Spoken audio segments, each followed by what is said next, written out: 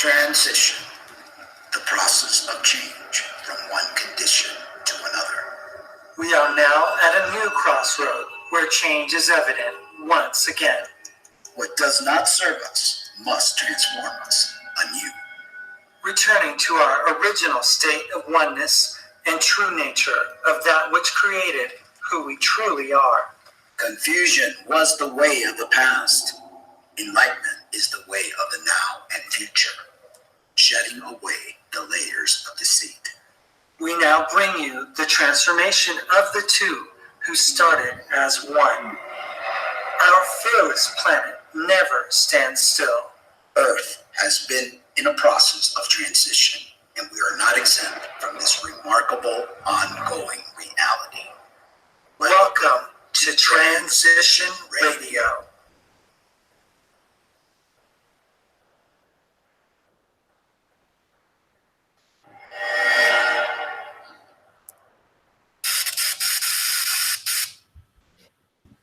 Well, howdy, and welcome to Real Talk with the Cummings. My name's Mark Angelo. And I'm Lena Ariel. Thank you for joining us tonight. In winter wonderland. Oh my gosh, you can't get rid of the snow. I'm so we have a crazy, I want to move back to Cuba. Season here.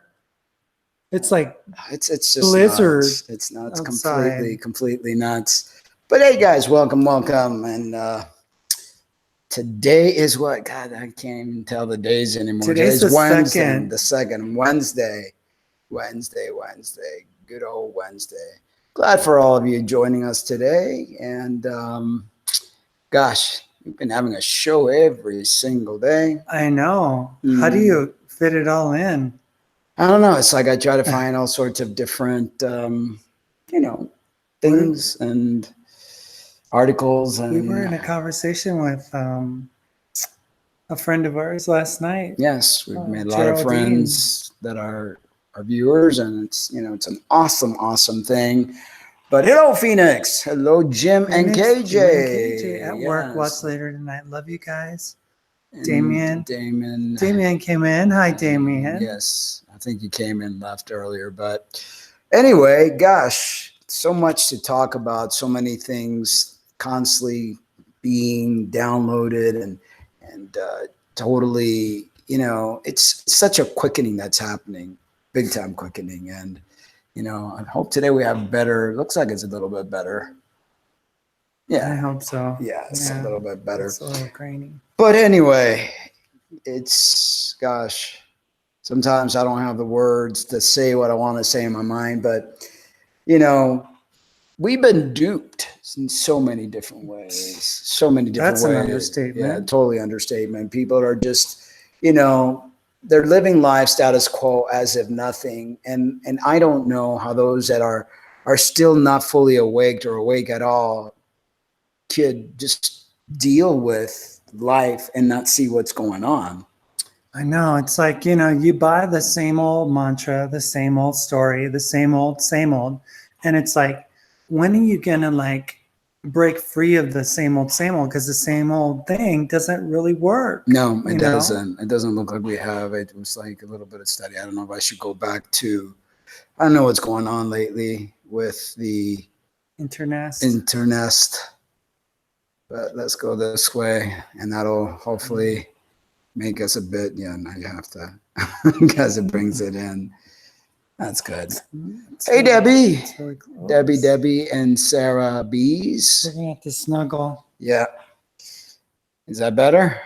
It's just, I don't know what's going on. How's the reception coming in, guys? I don't know. What webcam is fine, she says.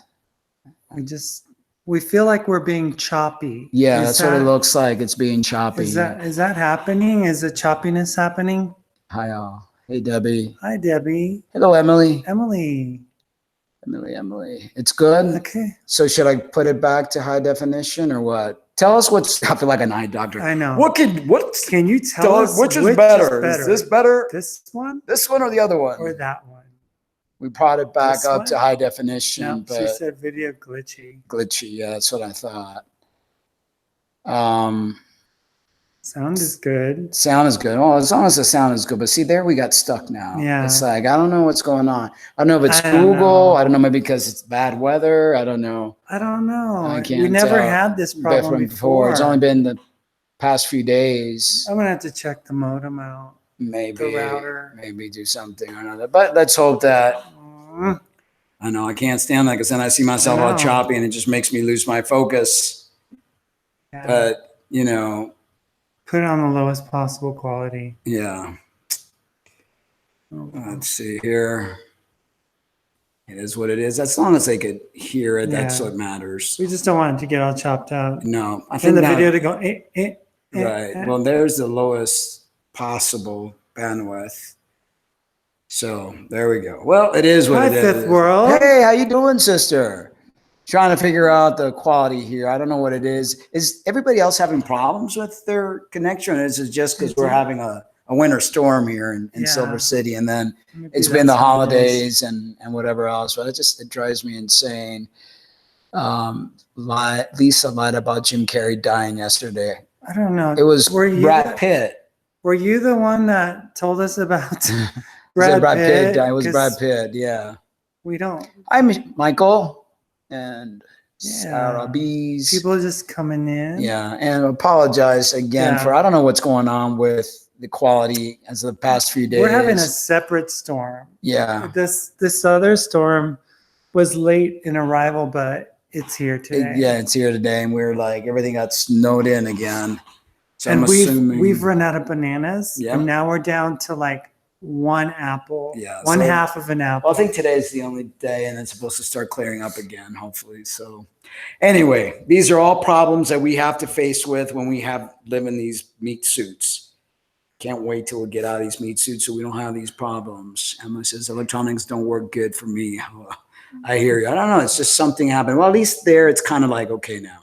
Yeah, it's okay now. At least it's not. Okay. All right. We can think. We could think now, because when I get my OCD gets all bent out in shape, too, I know. and then it's like I can't get into the Stickler. flow. So I got to get into the flow. Get in the flow. All right, flow. All So many of us who have read the Bible have heard the story about Adam and Eve, and how Eve, who women always get blamed, got seduced by the snake to eat the forbidden fruit. As the story goes, the forbidden fruit has been named either an apple, a fig, or some sort of Poor fruit. fruit. You know, it's like, what did why the fruit do to do? you? You know, well, the research I've done, and in my opinion, I totally go with this theory that forbidden fruit was a metaphor for, guess what? Sex. The hokey pokey. And by saying Adam was tempted by Eve to eat the fruit, was it referring to Adam having sex with Eve? Okay. And did Eve have sex with somebody else besides Adam? So we're going to go into this. There is no apple, fig, fig? No apricot or any How wood about an tree. avocado? No, that's not even. No, I don't even think they had those in those days.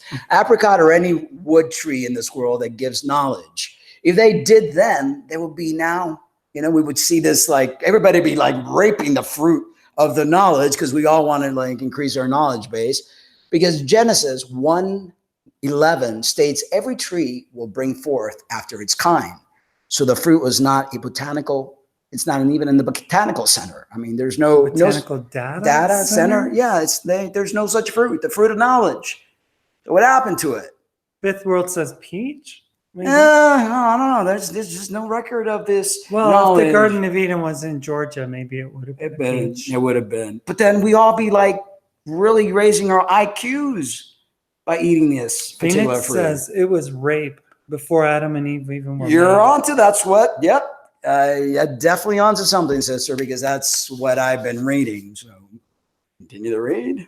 The primordial expression of guilt for stealing is hiding our hands for eating what you shouldn't is covering your mouth. For seeing what you shouldn't is hiding your eyes. The primitive instinct is every offending man is to hide the object of the offense. So What did man cover as the object of offense? Right. So we see they didn't, they didn't hide their hands because they didn't steal anything. "Oh, They didn't go, they didn't do this. They didn't do this. They did this.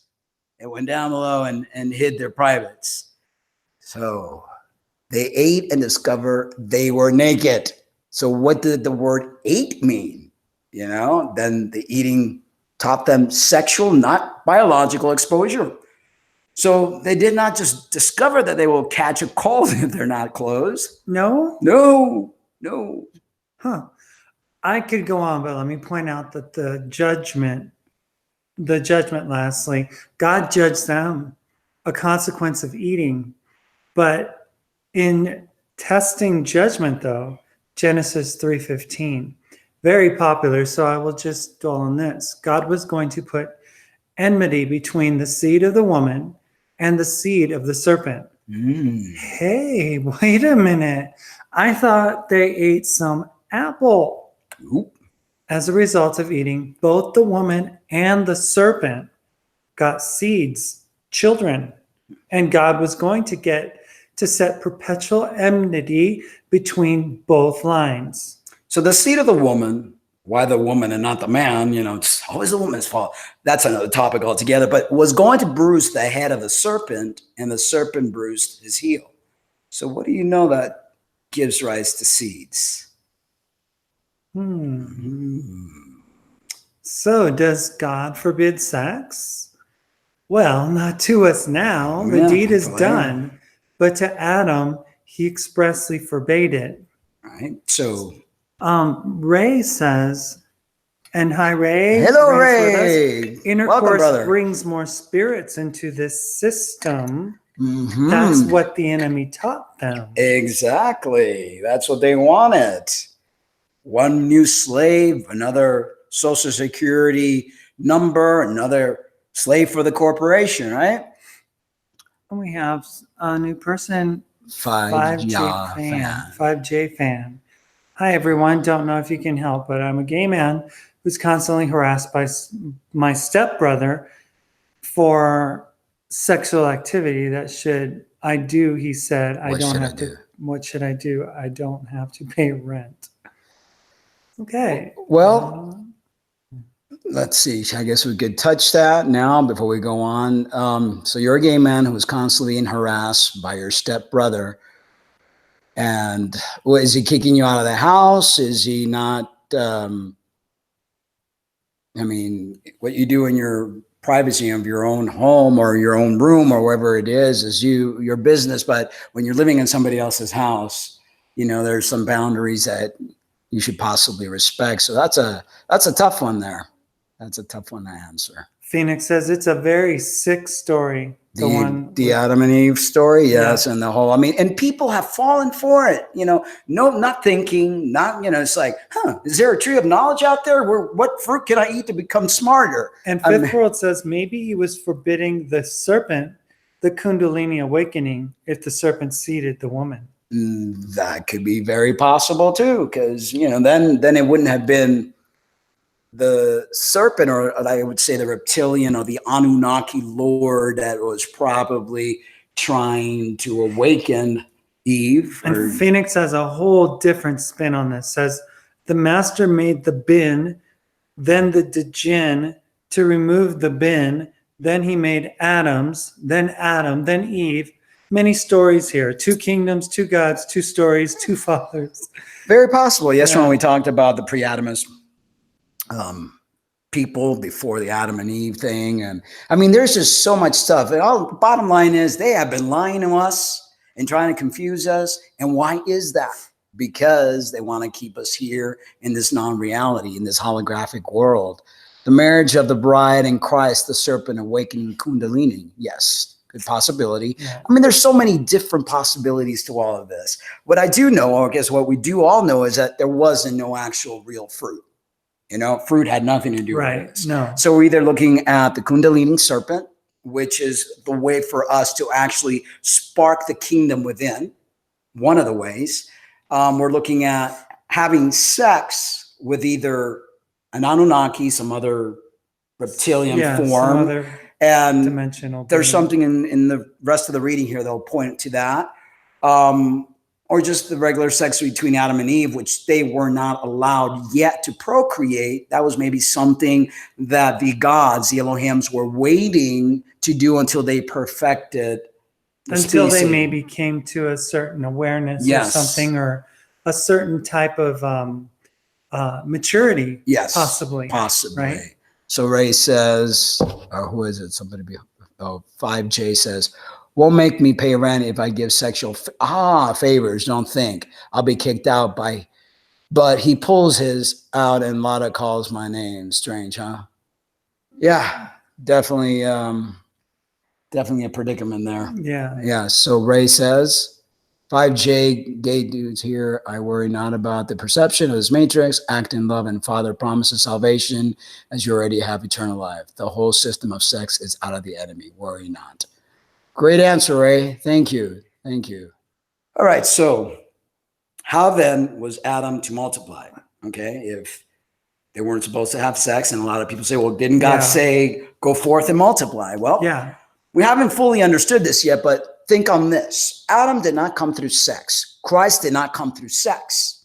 We don't become children of God born again through sex, because when we're born again, it's about the spirit being born again, or actually discovering the kingdom within. And in the kingdom, we are like the angels of God. We become part of the force, neither marrying nor giving in marriage. It's all this marriage thing is, we know it's the systems. This makes it pretty clear that the original will of God touching procreation has yet to be understood by us. Back then we didn't understand it. Now we don't understand it either. So Adam should have waited to be taught, or he should have asked God, who taught him all other things. Now, I'm thinking the God that they're talking about here is little g. It's still little g, because I think that it was one of the Anunnakis, the Elohims, that actually went to Eve, and maybe going behind the other, what do we call them? The other board of directors, it's like going behind them, and maybe didn't say Enki and In were Enki, and what's the other? Elno were kind of like going against each other, and maybe the kind of good guy was the one trying to wake up Eve, or they were just trying to do it so that they could produce more babies. Well, this is my own personal take on it, and if other people have other opinions, feel free to add or change, to a different angle of coming at this. But I do believe that the bodies that we have, these physical flesh bodies, are never what was intended for us. We were never intended to be in these bodies. Exactly. We were put into these bodies by being tricked into them. We were spirits, and we were created for other things. Like, we are an extension of the source of all things. We are one with the universe. So why would a source separate itself so much that it would want everybody to be encased in this three-dimensional realm, right? And exist in it? So my thought is that everything around us that we see is a product of little g. Exactly. Is little g's domain. This is little g's world. This isn't our world. Exactly. We don't belong here, right? In this dimension, in this expression. Exactly. That's what I said about ask God, and which God are we talking about? And I think it was a board of little g's, the Elohims, the Anunnakis, who came in and already, like, there was already people living here, the what does it call the guys? Mites, right? And they just decided to create a new hybrid, a slave breed. And they were still tweaking it and working on it to try to see if, hey, these people could actually just multiply by themselves, and we just leave them multiply, and we'll have a bunch of slaves. I think that our spirit family was caught off guard and got kind of tricked into, it's sort of like what they're trying to do with singularity. They're trying to lock us in to a half machined, half human type existence. That's what their ultimate goal was. But right now, what they're doing is nothing different than what they did back then. And back now then. what's happening, I believe we were watching something today where there's going to be some changes. So there needs to be an upgrade done to our system. And these type of bodies may not be able to take it because of the change, maybe the 5G change or whatever is going to be happening in this universal change. So they're trying to create another form of AI so they could stick, you know, our spirit in there. And the other form of AI will be more subservient than we are. Yeah, because these bodies are not going to be capable to survive in the world that's coming. Exactly. You know, there's a new world that is coming. Exactly. And it won't be able to survive that. And they've been working at this for a very long time. Oh, yeah. You know, since the computer, beginning of the computer, because we are computer, folks. Believe it or not, we are an AI in a way. Everything's programmed in our brains. Yeah. You know, and we want to put a show out there for that specifically. We're just still watching this documentary and finding other information, put it out there for you. But anyway, this makes it pretty clear that the original will of God touching procreation has yet to be understood by us. So Adam should have waited to be taught, or he should have asked God, who taught him all other things. See, I don't believe the creator source of all. No, this is little g. For us to this is little g. Yeah. He wouldn't have wanted us to procreate. No, this is little g. Right. Yeah. So Fifth World says it really does seem it's like everything's stopping us from awakening, but obviously it's happening anyway. Yes, because it's written in the stars. It's something that cannot be altered or changed, although the reptilians are really trying hard to. Yeah. So getting back to 5J fan, I am 18 and he's 34, 33, can't remember. LOL, but I am virgin. If you get my meaning, he wants it. Is it illegal what he's doing? You're awesome, by the way. I would, well, you're 18, so you're legally an adult, but no one should force you to do anything against your will, you know? But I know that you're in a strange predicament because you're living under his roof. And if you have nowhere else to go, I'm sure that's really weighing heavy on your mind. If I were you, I would try to find someplace else to go, because in the end, this person's not going to stop until they get what they want, which is very sad and very sick. So Emily says, 5J fan, you are worthy of love and respect. It feels wrong. It is much love. Yes, because nothing should be forced on anyone, and you shouldn't have to give yourself up to just anybody. The first time you ever make love to somebody needs to be special.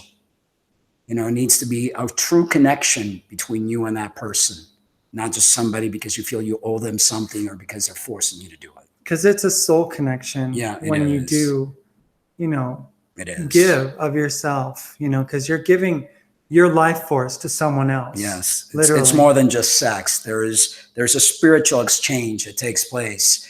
And you lose a piece of you to every person you have that connection with. And when you're going to lose a piece of you, let that be a worthy person to give that piece of you to.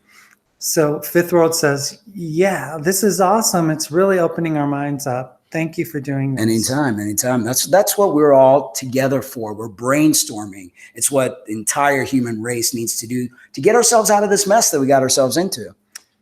Fifth World says on the Borean Calling channel, he had a really interesting story. I don't know the origin, but Sophia put her life into the lifeless slaves that the archons made in her image because they looked up. She looked down and saw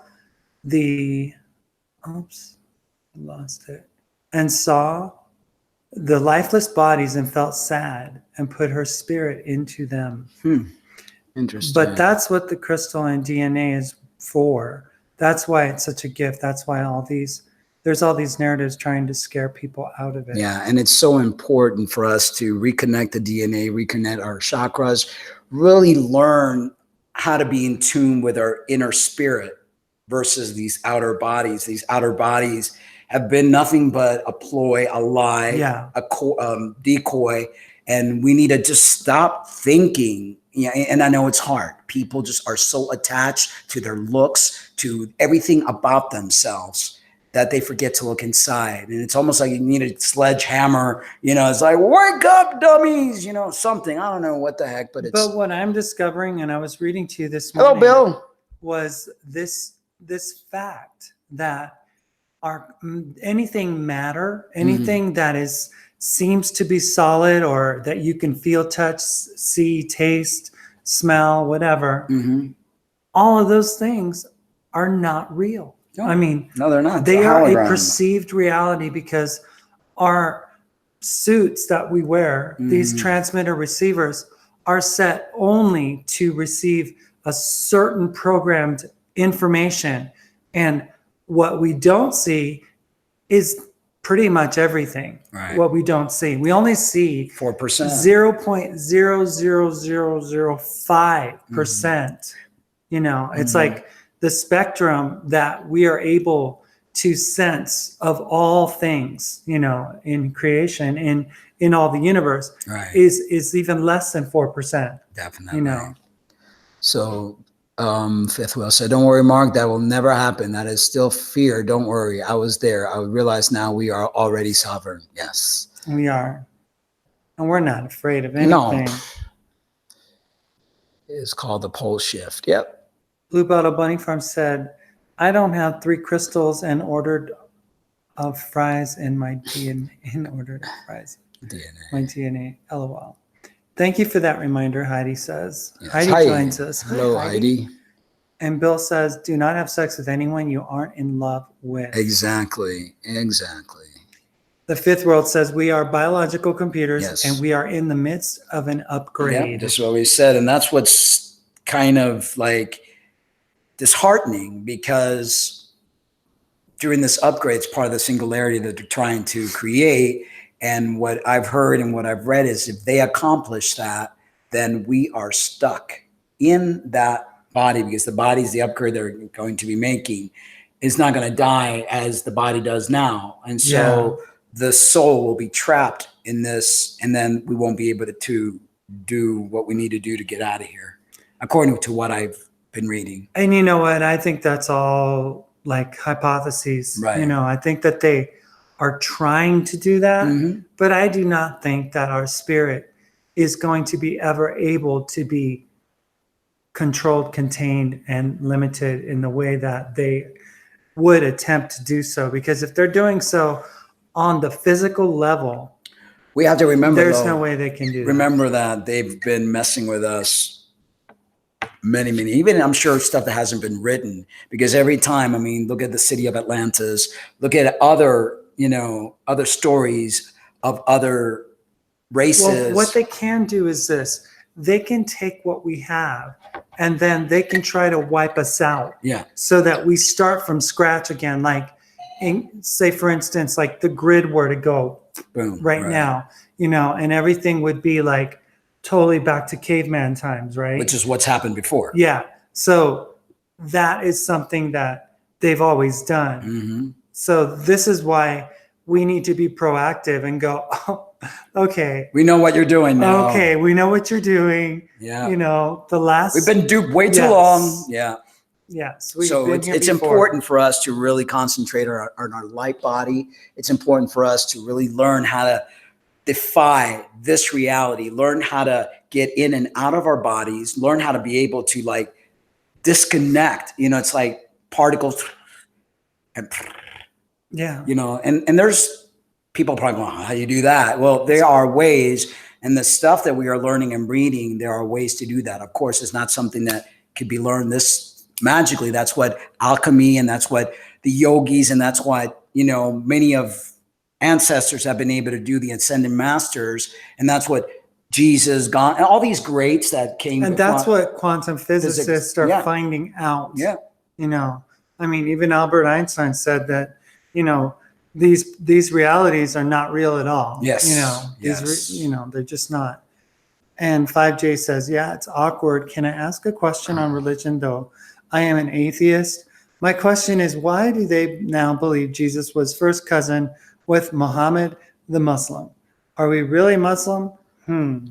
Well, a lot of us that are in this group don't believe the typical religious dogma. We believe that there is a consciousness called the Christ consciousness. I mean, most of us, I'm sure there's different beliefs in the group, but in that we are waking up to this understanding that we are creator gods, that we are divine, that we have been duped and lied to by what we call little g's, these other alien type gods or these other deities that actually took over the initial creation. And in my opinion, the initial creation or the initial creator is the absolute. It's an energy source that we are a part of.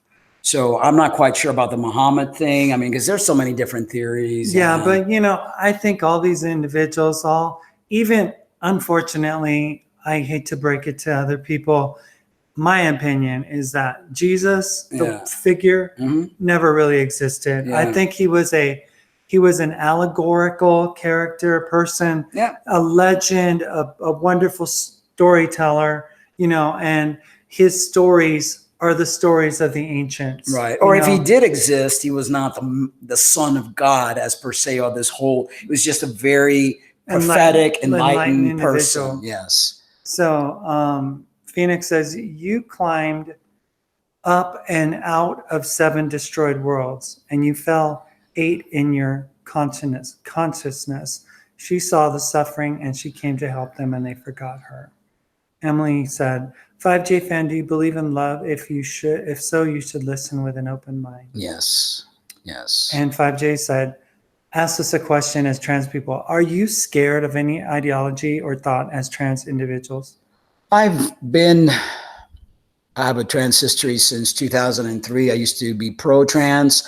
Now I don't promote the actual agenda because I'm seeing that it's become eugenics. It's become a form of disrupting even the LG community. It's a form of what we call conversion therapy, and people are being hurt, because of the actual agenda. So I'm not scared. Because I know the truth. I know what's behind it. We try to educate people about it, not to do it, to remain in the sex that you were born as, express a way. If you're a feminine man, be a feminine man. If you're a masculine woman, be a masculine woman. But do not seek medical intervention because it hurts people in the end. It destroys families. It destroys health, and it's not ideal. And honestly, we don't even identify with our trans identity as much as we are spirit beings on this quest, just as you are. We're no different than you. We are actually you. Yeah. You're actually us. We're actually not even separated if you come to believe how it actually all works. I mean, we are one big ocean of consciousness. Exactly. That is basically operating in different frequencies, and we're all just certain waves in that ocean, but we are all connected. Right. And the illusion is that we're separate. Okay, so Bill it's said, uncertain whether a Jesus person ever existed. Exactly, Bill. Yeah. If he did, his name wasn't Jesus, and he was not a blood sacrifice. Nope. What is pertinent are the words of the Christ and the Christ consciousness. And if people understand what the word Christ means the anointed. There have been many anointed. We're all anointed. And how do you become anointed? If you do the practice of the yogi, which is to actually activate the chakras. And actually there's a procedure where your tongue goes inside your mouth and touches the roof where the pituitary or the third eye is, and it releases some sort of nectar. Okay. And that nectar is almost like an anointment that is being taken place. Scrub says, how can you possibly be a spiritual being with a physical body? The physical body is a prison system. Because there are two different things. Your spirit invades this hologram, but the hologram is not really real. The hologram is based on atoms in motion and molecules. And because of this motion and because of the frequency that is being created, the hologram becomes solid. But even Einstein and the laws of physics says that none of this is real. And we're really spirits. Yeah, we are. We are spirits having a human experience. And the perception is that we are living a physical existence, but the evidence points to a totally different understanding.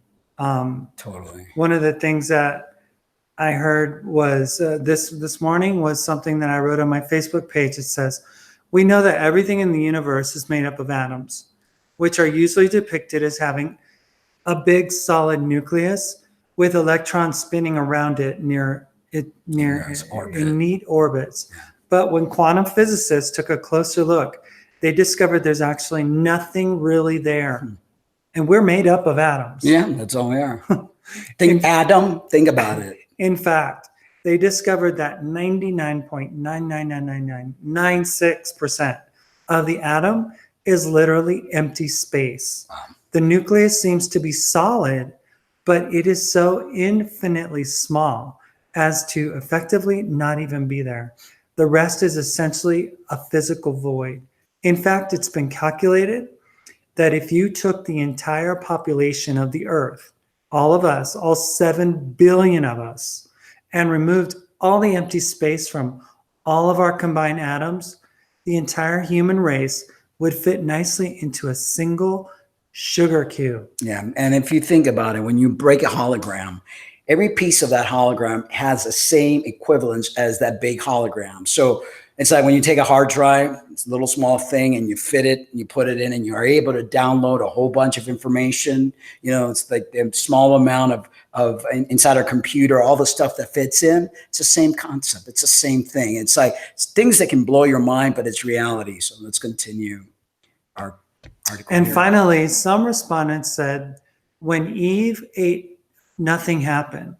Oh, that's not true. But we see that right from the point of interaction with the serpent. The sin, quote unquote, happened. She saw that the tree was good for food, pleasant to the eyes, and a tree to be desired to make one wise. She was deceived. Adam, on the other hand, did not see. He knew perfectly well what he was about to do was wrong, but he did it for a purpose. Paul in 1 Timothy 2:15 tells us that Adam was not deceived, but the woman, being deceived, was in the transgression. So since blood was involved in the fall of man, sex must be the gateway to it, right? It's sex. If sex was not involved in sin, why did Adam and Eve sew fig leaves together and make themselves aprons to cover their nakedness, as in Genesis 3:7? And why was a female sexual organ cursed by God that her sorrow and conception were greatly multiplied? That's in Genesis 3:16. Those of you who believe that sin came by eating of a literal fruit, whether an apple, a pear, or whatever, have you ever wondered why the sexual organ was covered and cursed rather than the mouth? If so, the mouth, if it was indeed the mouth which was involved in the act of sin? Was not it strange for Adam and Eve to cover their sexual organs? Was the guilty member of the body in the act of eating of that tree of knowledge of good and evil? And they were trying to cover up their guilty parts? Who told thee that thou wast naked? Hast thou eaten of the tree whereof I commanded thee not to eat? Why did God, and why should he, curse the female sexual organ when the fact was the eating of a literal fruit, if it was indeed a literal fruit, which it wasn't, as the denominational churches would have you believe? You know, and then it was like, well, you got yourself into trouble now. You know, you just did the wild thing. In 9 months, you're going to have a baby, and it's going to be painful. You know, it's like, so man's sexual organ was not cursed because Adam was not deceived. Eve was the transgressor, according to 1 Timothy 2:14. However, the ground was cursed for Adam's sake. Since then, man has to toil and till the ground, struggling against thorns and thistles for his food, says Genesis 3:17 through 19 and Genesis 3:15. God, having cursed the serpent, said to him, and I will put enmity between thee and the woman, and between thy seed and her seed. It shall bruise thy head, and thou shalt bruise his heel. The genealogy of a person is traced to the side of the man, the father, because the bloodline or descent comes through the male cell. But why does not the Bible tell us that Adam was the father of all living instead of stating that Eve was the mother of all living? Does not this show that Cain was not a child of Adam, but of Eve and the serpent? And consider why Adam so named the first son of Eve Cain. Cain means acquisition, because he was not Adam's begotten son. He was merely an acquired son. Also, Genesis 4:1 states that only one act of union between Adam and Eve but 2 children were born. Yet it does not record that there were 2 as twins. Whenever twins of the same father were born, they're specifically stated in the scripture. Read Genesis 25, 24, 38, 27. Note all life, big or small, good or evil, comes from God. Isaiah 45, 7. Thus Eve was able to say that she had gotten a man from the Lord. Genesis 4, 1. If the tree of knowledge of good and evil was a literal fruit tree, from which the first couple had partaken of its fruit that caused the fall of mankind, and also if the tree of life was a literal fruit tree that man might partake to have literal eternal life, then there are both these trees today, since God did not destroy them. There is no record in the sacred scriptures that they were destroyed. If the trees were literal, it would be most logical to believe that the tree of life should be on earth somewhere in the region of the Garden of Eden, so that man may partake of its fruits to have eternal life, isn't it? If that be so, A, where is the tree of life? And B, why must Christ die to give us life through the shedding of his blood? Good questions. Well, unfortunately, Cain was not the seed of Adam. He was clearly the seed of the serpent. If Cain was a son of Adam, who was a son of God? Why did he kill Abel? And since the characteristic traits of God are righteous, would God's righteousness turn to unrighteousness in Cain to kill and to destroy life? God states that every living seed shall bring forth after his own kind. Nowhere in the Bible is Cain referred to as a son of Adam.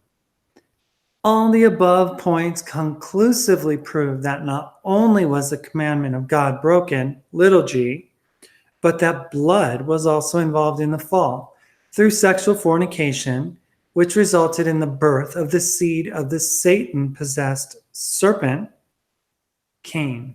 And now when I hear the word Satan, because I know that the snake, there's nowhere where God, little g, refers to the snake as Satan, I'm assuming that, I come to the conclusion that that serpent was actually a reptilian lord, one of the Anunnaki in itself, who was trying to either corrupt the creation or educate the creation. That's where the question lies. What do you guys think? Was he trying to corrupt them or were they trying to educate them?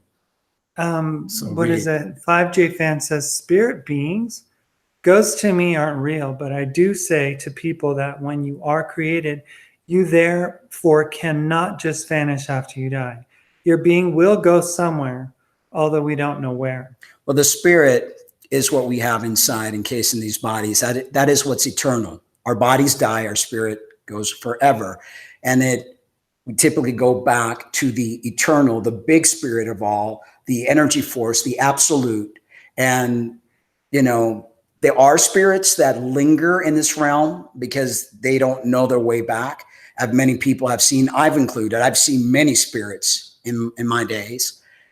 Since I was a little kid, you see little children that think they have little pretend friends. They're not pretend friends. They're actually seeing spirits because they don't have that filter that we develop later on in life.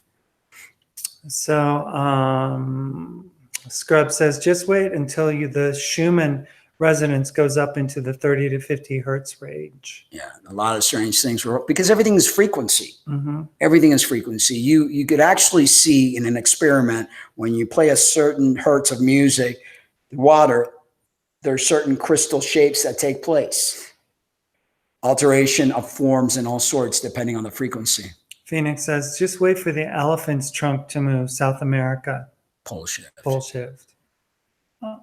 Honestly, things are healing at an exponential rate, says Fifth World, especially animals and nature. It's very possible that this dog that she kicked will walk it off. Yeah.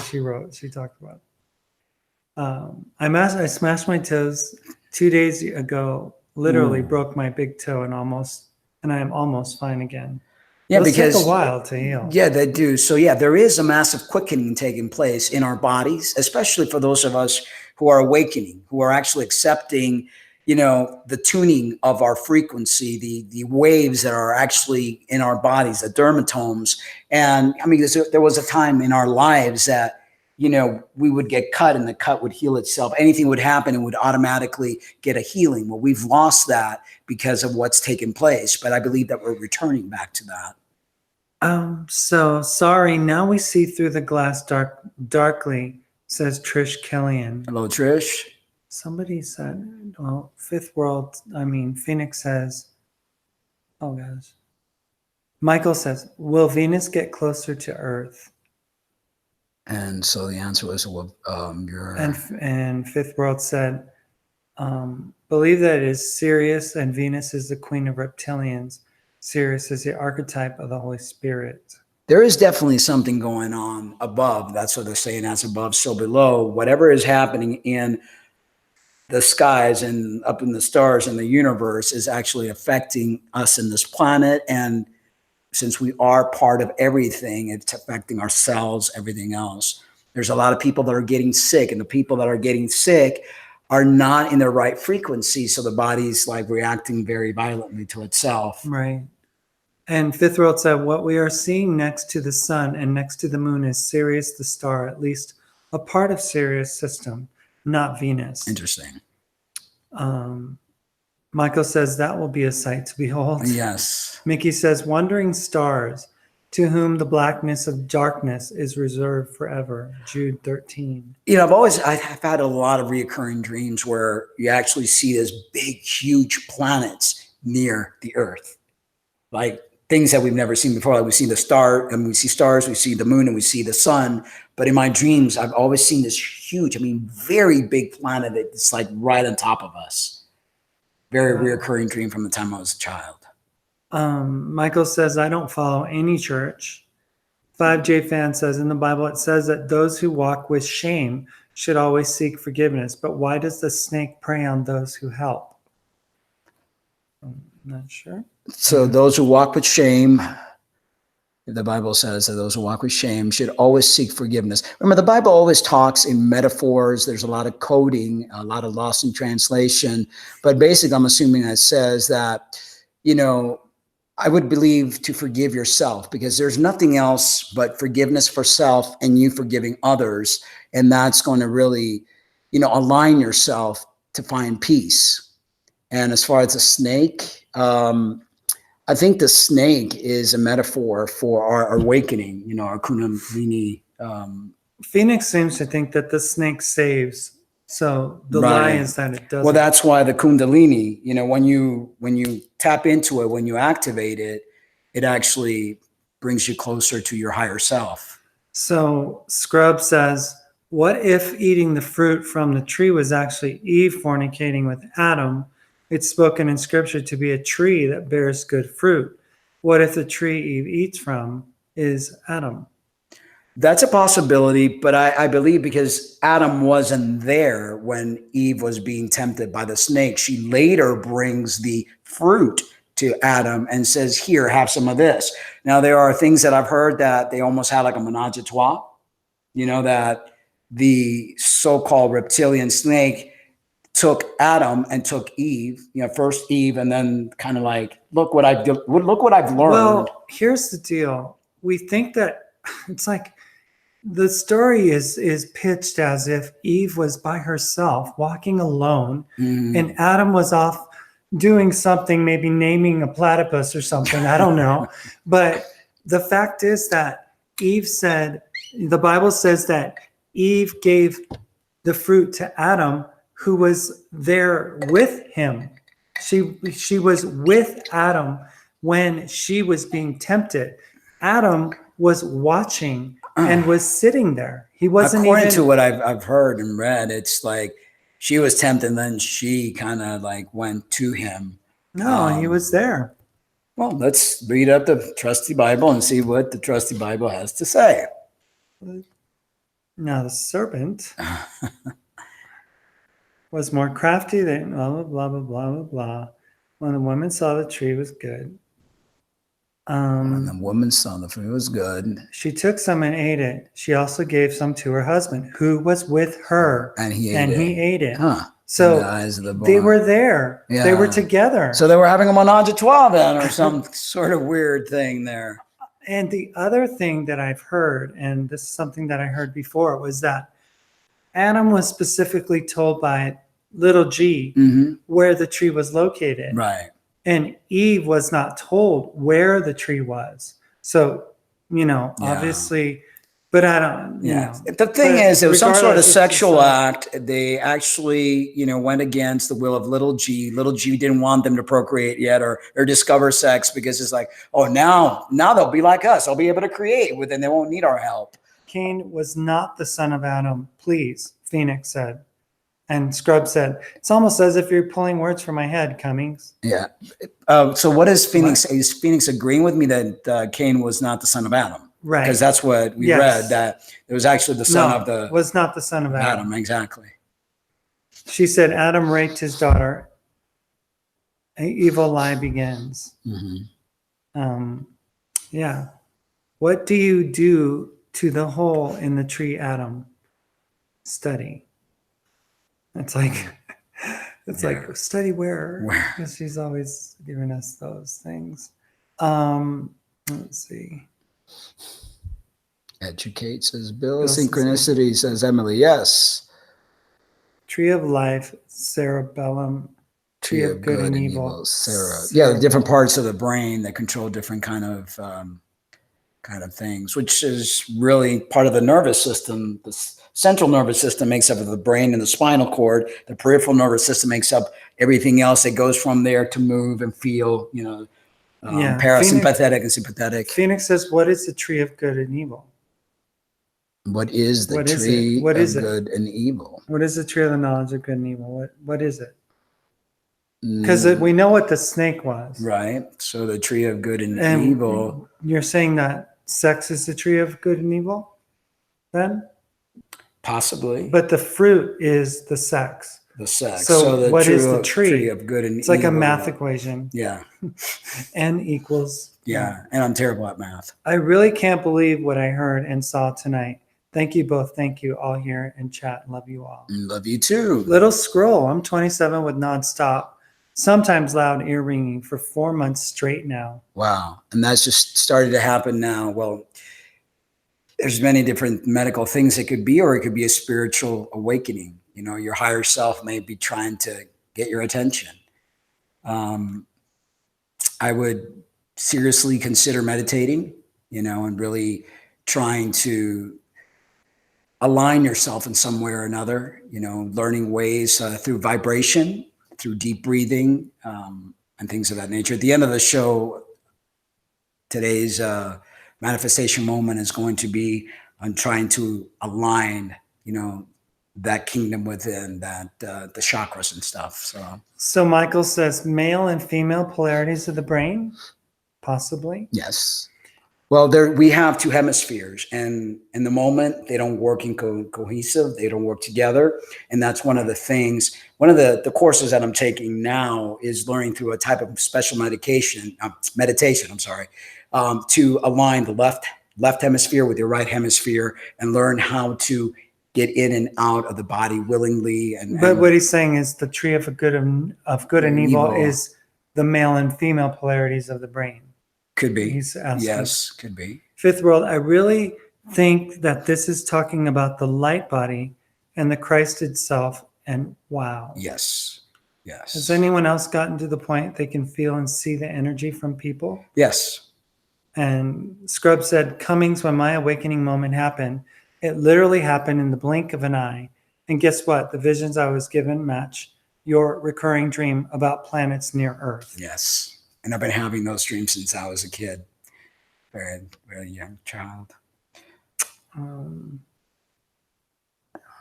The Bible is like a riddle that was made by someone who didn't have the answers themselves. There might be some truth because people were writing what they thought prophetically, but then there's been so much corruption with politics getting involved, pieces of chapters missing, things being put together, things being removed. So it's just not, to me, it's not a conclusive, you know, book that you could say it's head on, that kind of thing. Phoenix says, Eve jumped into the tree to escape her father. What is the tree? Her legs were the only thing sticking out. Figure it out. Give us the answer, Phoenix. Don't make us work so hard. This little scroll says Adam and Eve via Nag Hammadi, the god of the garden, raped Eve Cain and Abel were those children. Cannibal. Read just the Bible very slowly. It will show they weren't Adam's kids. Well, I mean, when we read it, was. just said it was Cain that wasn't Adam's kid. And possibly the other one was, and that's why Cain killed his brother, because there was like some sort of jealousy, because maybe Adam didn't accept him as a son. And although it was about the sacrifice, supposedly, I mean, there's so many different crazy stuff, And then Enoch came from Cain. Yeah, it was like the 7th or 8th or something like that. Scrub says, the energies I can see and feel cause me to isolate myself because there is so much more negative than positive right now. But positive is on the rise. And Phoenix says Abel was not either. Yeah. She believes that Abel was not Adam's son either. So what good was Adam then? He didn't. Adam had a third son. Adam and Eve, they had Seth. Okay. So then the first two weren't. And Seth was supposedly like a righteous one. Okay.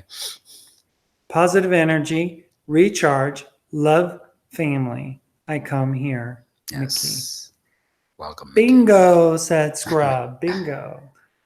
5J, you have a better bear than me, Mark. I'm a man beard who can't grow one. What do you take? I don't know. And yeah, I'm also a bear everywhere. I've been on testosterone since 2003 when I transitioned, just 100 milligrams a week was the dose. And now I'm only taking 50 milligrams. And I'm eventually just going to stop altogether because, synthetics aren't good for you. But I'm trying to allow my body to kind of like adjust itself on its own. But I think it's genetics, or just the fact that I'm just some massive bear. Mark's an angel. Unaware. That's why his middle name is Angelo. But like when I started taking it, and then it was just hair just kept growing and growing. And at the time, my ex-wife, I would have her like shave me down because it's like, is it ever going to stop? Because it was like a chia pet, seriously. But then I lost it all on the top of my head. Go figure. So, okay. All right. So after death, you're aware that you've died, say scientists.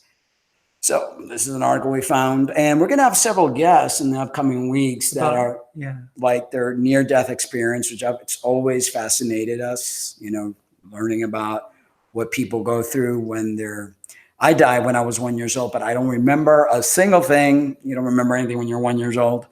It's one of the biggest mysteries of human existence. What happens when we die? Does consciousness cease to exist? How can we possibly know? Many people are aware of Elizabeth Kubler-Ross's groundbreaking 1969 book on death and dying.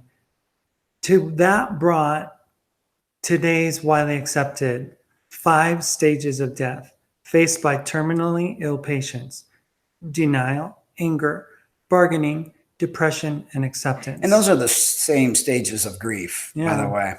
Fewer people are aware of the Kubler-Ross later published on life after death based on her research of near-death experience of over 20,000 people. She offers this beautiful metaphor for the moment of death. The death of the human body is identical to what happens when the butterfly emerges from the cocoon. Dying is only moving from one house into a more beautiful one. And as soon as the cocoon is in the irreparable condition, it will release the butterfly, your soul, so to speak.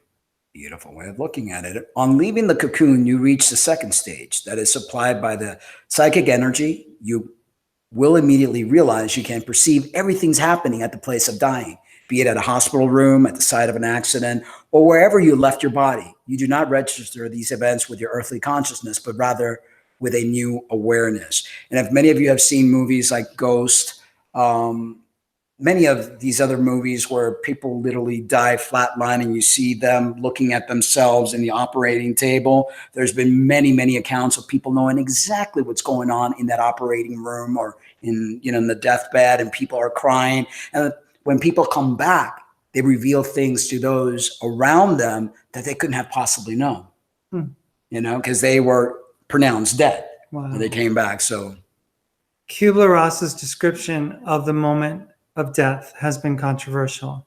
With today's scientific tools, a new generation of researchers is working with patients who have survived near-death experiences, and their findings are supporting Kubler-Ross's observations. Scientists say people are aware they're dead because their consciousness continues to work after the body has stopped showing signs of life. Sam Parnia, MD, PhD Associate Professor at the New York University Langone Medical Center, specializes in critical care and resuscitation research. He and his team have studied over 2,000 cardiac arrest patients, people whose hearts have stopped beating and have been brought back to life by doctors. The goal of the study, to examine whether consciousness continues after brain function stops. The 4-year study is called AWARE-5, Awareness During Resuscitation. Here's how a U.S. News and World Report article describes the result. Parnia's research focuses on resuscitating people's mental and cognitive experience at the specific moment when they have gone through death. He calls it an actual death experience. The brain shuts down with 2 to 20 seconds after the heart stops. Parnia says, so even when doctors try to revive patients, they don't usually get enough blood into the brain to get it functioning again. And that's what made the AWARE study turn heads. 39% of patients who lived after cardiac arrest could describe a perception of awareness even if they couldn't recall specific memories. In one substantiated case from the AWARE study, consciousness and awareness appeared to occur during a 3 minutes period when there was no heartbeat.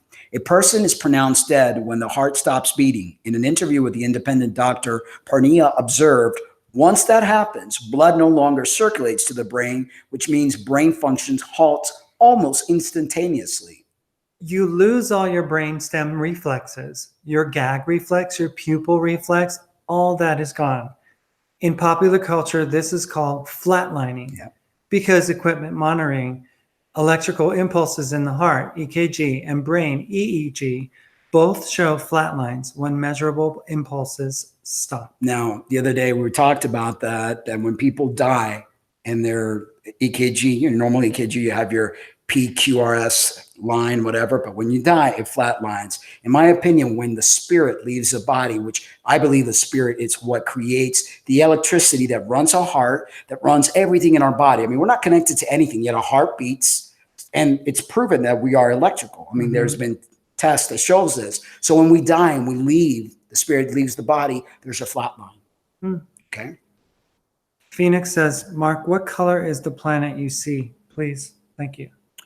I've seen many colors. I've seen white. I've seen purple. I've seen red, in different reoccurring dreams. But mostly it's like this really almost like bluish white kind of color. So she says purple, red, orange. You said purple. And I said red. And I also I've seen white, like a big, huge moon. So 5J fans. He killed him because he spilled the blood, Mickey says. Who are your celebrity crushes? Yeah, curious a little. When I was younger, I used to really like John Travolta and Leif Garrett. But as older, I like George Clooney. As female, who's the one that's married to Brad Pitt, Angelina Jolie. As far as female, Farrah Fawcett used to be a big one when I was younger too. Very good, Scrubs. It is coming. Do not look at it, Phoenix said. Do not look at the planets? Yeah. I am is the tree, is what Fifth World said. I am the God. The God is the tree. Okay. The purple one, wow, it turns the sky crimson, red, purple. This is your warning to hide.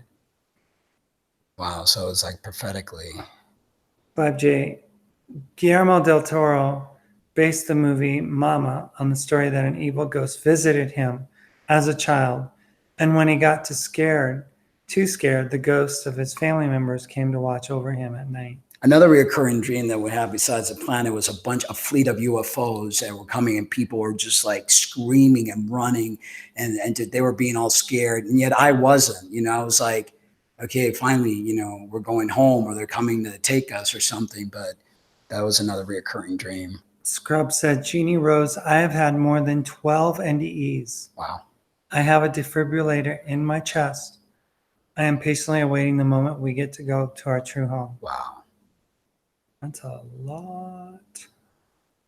That's a lot of NDEs. Yeah. Well, if they have, it's like the heart stops, so they have to, it's like, the defibrillators in there. Yeah, it's constantly in there. Phoenix, I've seen the sky in a vision with robed figures singing. Robed figures singing. You cannot look at it and live. The church tells you to look up. Your redemption is nigh. Oh no, that is bad. Jeannie Rose. Hi, Jeannie. Hey, Jeannie. For joining us. When my late husband died, he did visit me. Wow.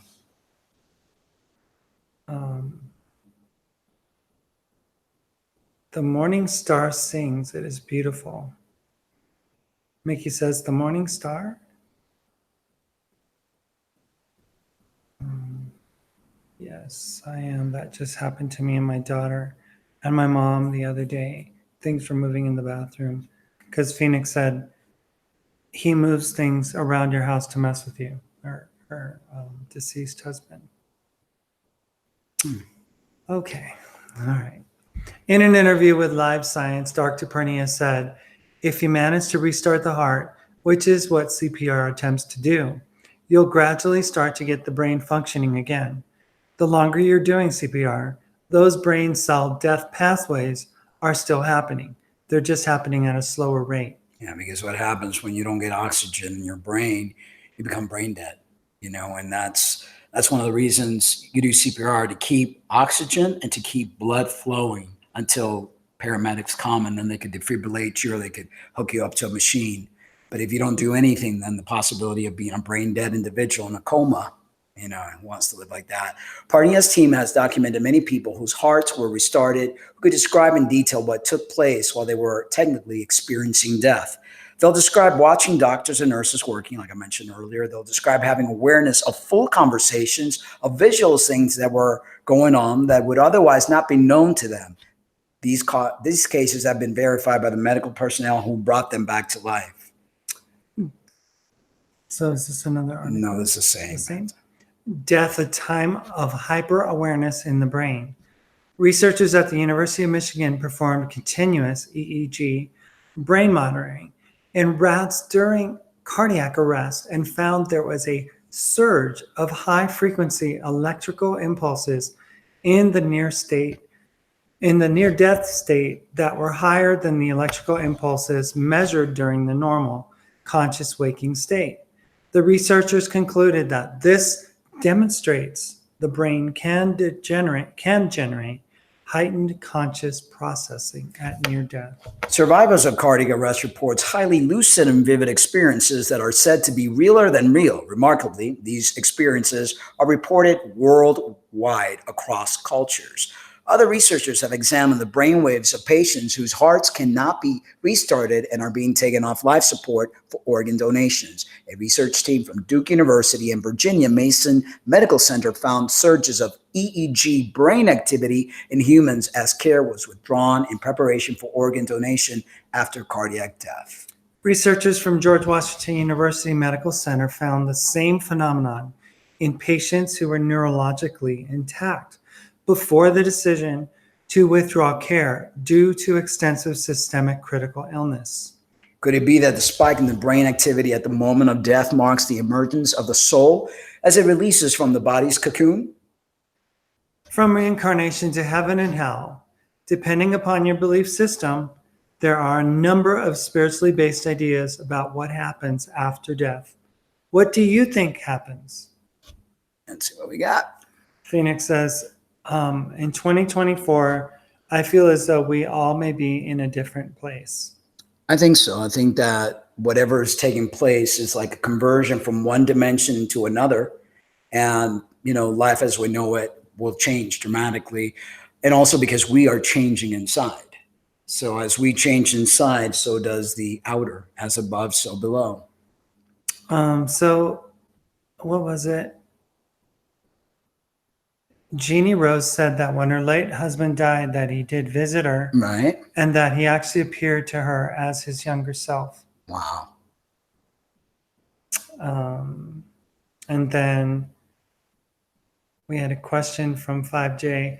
I kind of want to question that, and not to say that didn't happen, Jeannie, but I think as we leave our spirit, as we leave our body into spirit form, unless maybe the spirit wants to appear that way for comfort for the human, but I would wonder if we actually even take on this kind of form, that it would be more like, because the spirits that I have seen, and I've seen many spirits since I was a little kid, didn't really have a form. It was almost like a fuzzy, blurry, like, remember that movie that we saw with Robin Williams as Dream May Come, where Cuban Gooden appeared to him, which actually was his son, and he appeared as someone that he knew, but it was like fuzzy, really fuzzy, not totally coherent. Or 5J fan said, will you two be together in afterlife, or will you be a part of the universe? Good question. I would like to think that we would be together, but I think, as we return to source, the absolute, the great I am, I think we probably just lose our individuality and kind of merge back into that oneness. But I think that I'm not quite sure. There's a treasure trove of memory that is collected from source through us. We're the tentacles of the consciousness of source. Exactly. So I would think that there would be a place for our memories of each other to interact with each other. But I think because, how we're taught here, individuality, just to hang around your family, your group of people, I think that when we leave these bodies and we return to source, we create that oneness again, and there's no separation. So it's not like just husband and wife, because we were talking about the marriage thing wasn't even, I think it's just like we become a collective and we emerge as one big consciousness. Yeah, so it was, she said it was as he looked when we first got married. Wow. But is that... It was that maybe your own... Is that maybe... Yeah, I'm wondering. Yeah, her own... That wonderful feeling. Memory. Yeah. Or he maybe wanted you to see him that way to give you comfort. So 5J says, so we would be reborn again in that energy we used or not? I don't believe we would. So will we be reborn again? And then, well, through the years, we've been reincarnated. They're saying now that this is it. This is the last time that all souls have been alive throughout the life of history are here now. And then this is going to be the end of this age. And we're going through a new age of Aquarius. And I think that there's not going to be that continual. So I think we will be returning to source, in my opinion, but I could be wrong. Phoenix says, first the church is taken. This is bad. Then the invasion, judgment. It is in the Bible. It takes the bad out so God can live here with us. Study, please. It's in the book. I really don't subscribe to fear-mongering. Anything that would cause fear. I just don't believe. And I believe they've tried to do that with us. They're trying to program us to have that fear. And I think that if we identify with that fear, it's going to happen because we're creator God. So we can make anything happen. And the stronger you become aware of your abilities, the more you're able to create. That's why these CIA agents and these reptilians and all these people utilize our fear to make things happen. So I really don't, and yes, there might be some bad things happening because it's like a rebirth, like the planet might be doing some stuff as we're seeing it now. But I think the more people awaken, the more people bring peace and align with their non-fear based, but their light, I think the less catastrophe we're going to be seeing. Well, energy can neither be created nor destroyed. So if we are energy, we have nothing to fear. And it doesn't matter if the earth goes in a pole shift. It doesn't matter if the planet stops spinning one way or to the other, because the reality is none of this even exists. It's All all this is a illusion. figment of our own projected imagination Right. and our combined consciousness that's working together to make it so. It's like there was a study done back in 1978 that shared information about like there 7,000 like meditators gathered together and they prayed for world peace and love. And during that time, crime rates went down, suicide rates went Yeah. down. I mean, it's like we are a part of this ocean of consciousness Yeah. that is God, Yes. that exists. And if we send a ripple of energy Yeah. across that ocean, Yeah. everybody feels it. Exactly. Hi, Michelle. Everybody feels Michelle it. DeHaven joins us. And let's see here. Well, the next article is Canadian study gives more evidence cancer is a lifestyle disease largely caused by food. Part of our ministry is to help people realize how important their health is, how important your antenna, your temple is, and how you need to take care of it in order to withstand the things that are going to take place, which are going to put a lot of pressure on your body as well as your spirit. So this article reads, and people have been talking about, you just get cancer because of all the chemicals and all this stuff. But I think that you could prevent a lot of stuff depending on what you eat and how you view life and how your stress level is, your personality. If you have that type A personality, you got to get rid of it because that is only going to give you more problems in the long run, and especially with the things that are happening this day and age. So shockingly, worldwide cancer rates are predicted to rise even further, and that by the year 2020, 1 in 2 women and 1 in 3 men will be diagnosed with some form of cancer. It is so common already. In fact, that is getting cancer is more common than getting married or having a first baby. The cancer industrial complex is negligent in warning people that chemotherapy is now known to actually make some cancers spread and make some tumors more aggressive. Governments and its myriad of regulatory agencies work diligently to prevent access to natural or alternative cancer treatments. And doctors and the mainstream media give the impression that the causes of cancer are a mystery. And one of the things that, you go to the Cancer Society's website right now, click on it, look in their nutrition page. Oof. Yeah, it's horrible. They're not promoting the things that you need to eat. And it's almost like the food industry is making you sick, so Big Pharma could have some sort of pill to mask because it doesn't cure you. Okay, nothing that you ever take will ever cure you. It just masks or puts a Band-Aid on whatever it is that you have. So in reality, one can significantly reduce the likelihood of getting cancer by making lifestyle changes. It's as easy as that, folks. And according to a recently published study out of Canada, found that a total proportion of cancer rates, which can be attributed to lifestyle and environmental factors, is quite high, nearing 41%. Everybody, before we keep reading, everybody has and gets cancer at one point or the other in life. They'll go in and give you blood work because, you have cancer fighting cells and you've got the cancers that are being created, which is abnormal cells. So long as you keep your immune system or your cancer fighting cells ahead of the game, you're cool.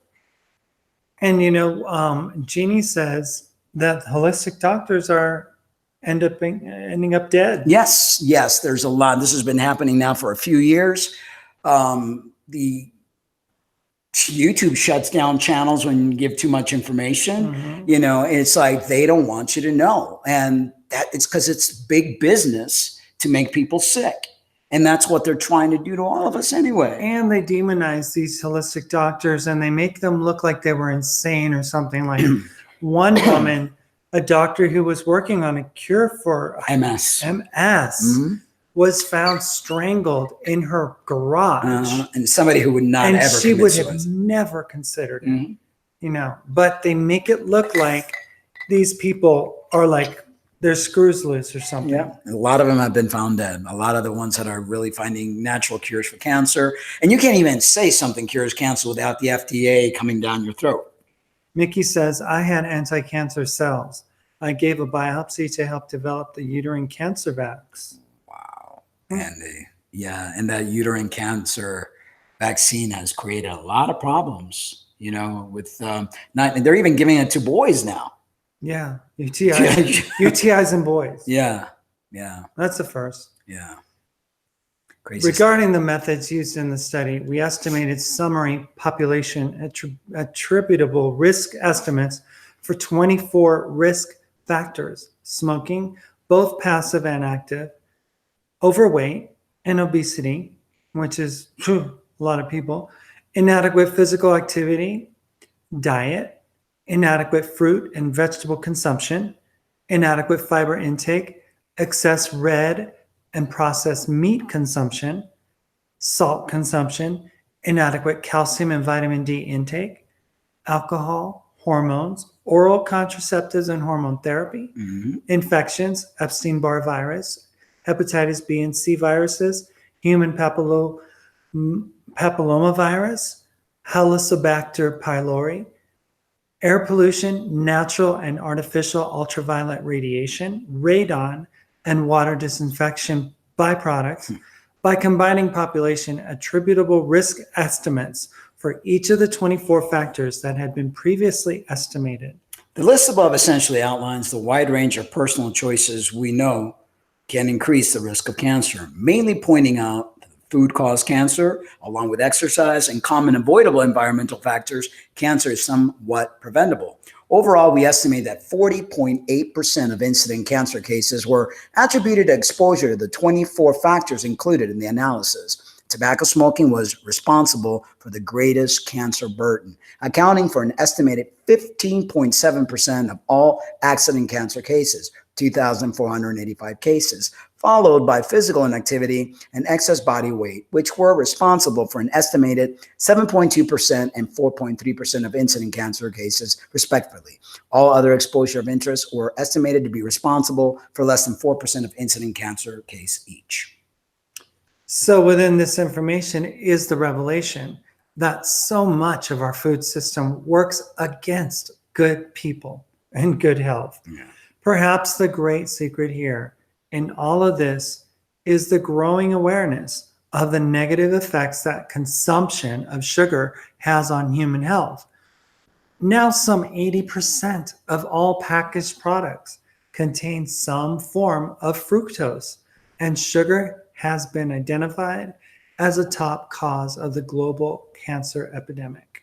Final thoughts. In the face of such frightening statistic evidence on rising cancer rates, it is imperative to remember that the individual has more control over their health than the mainstream would have us believe.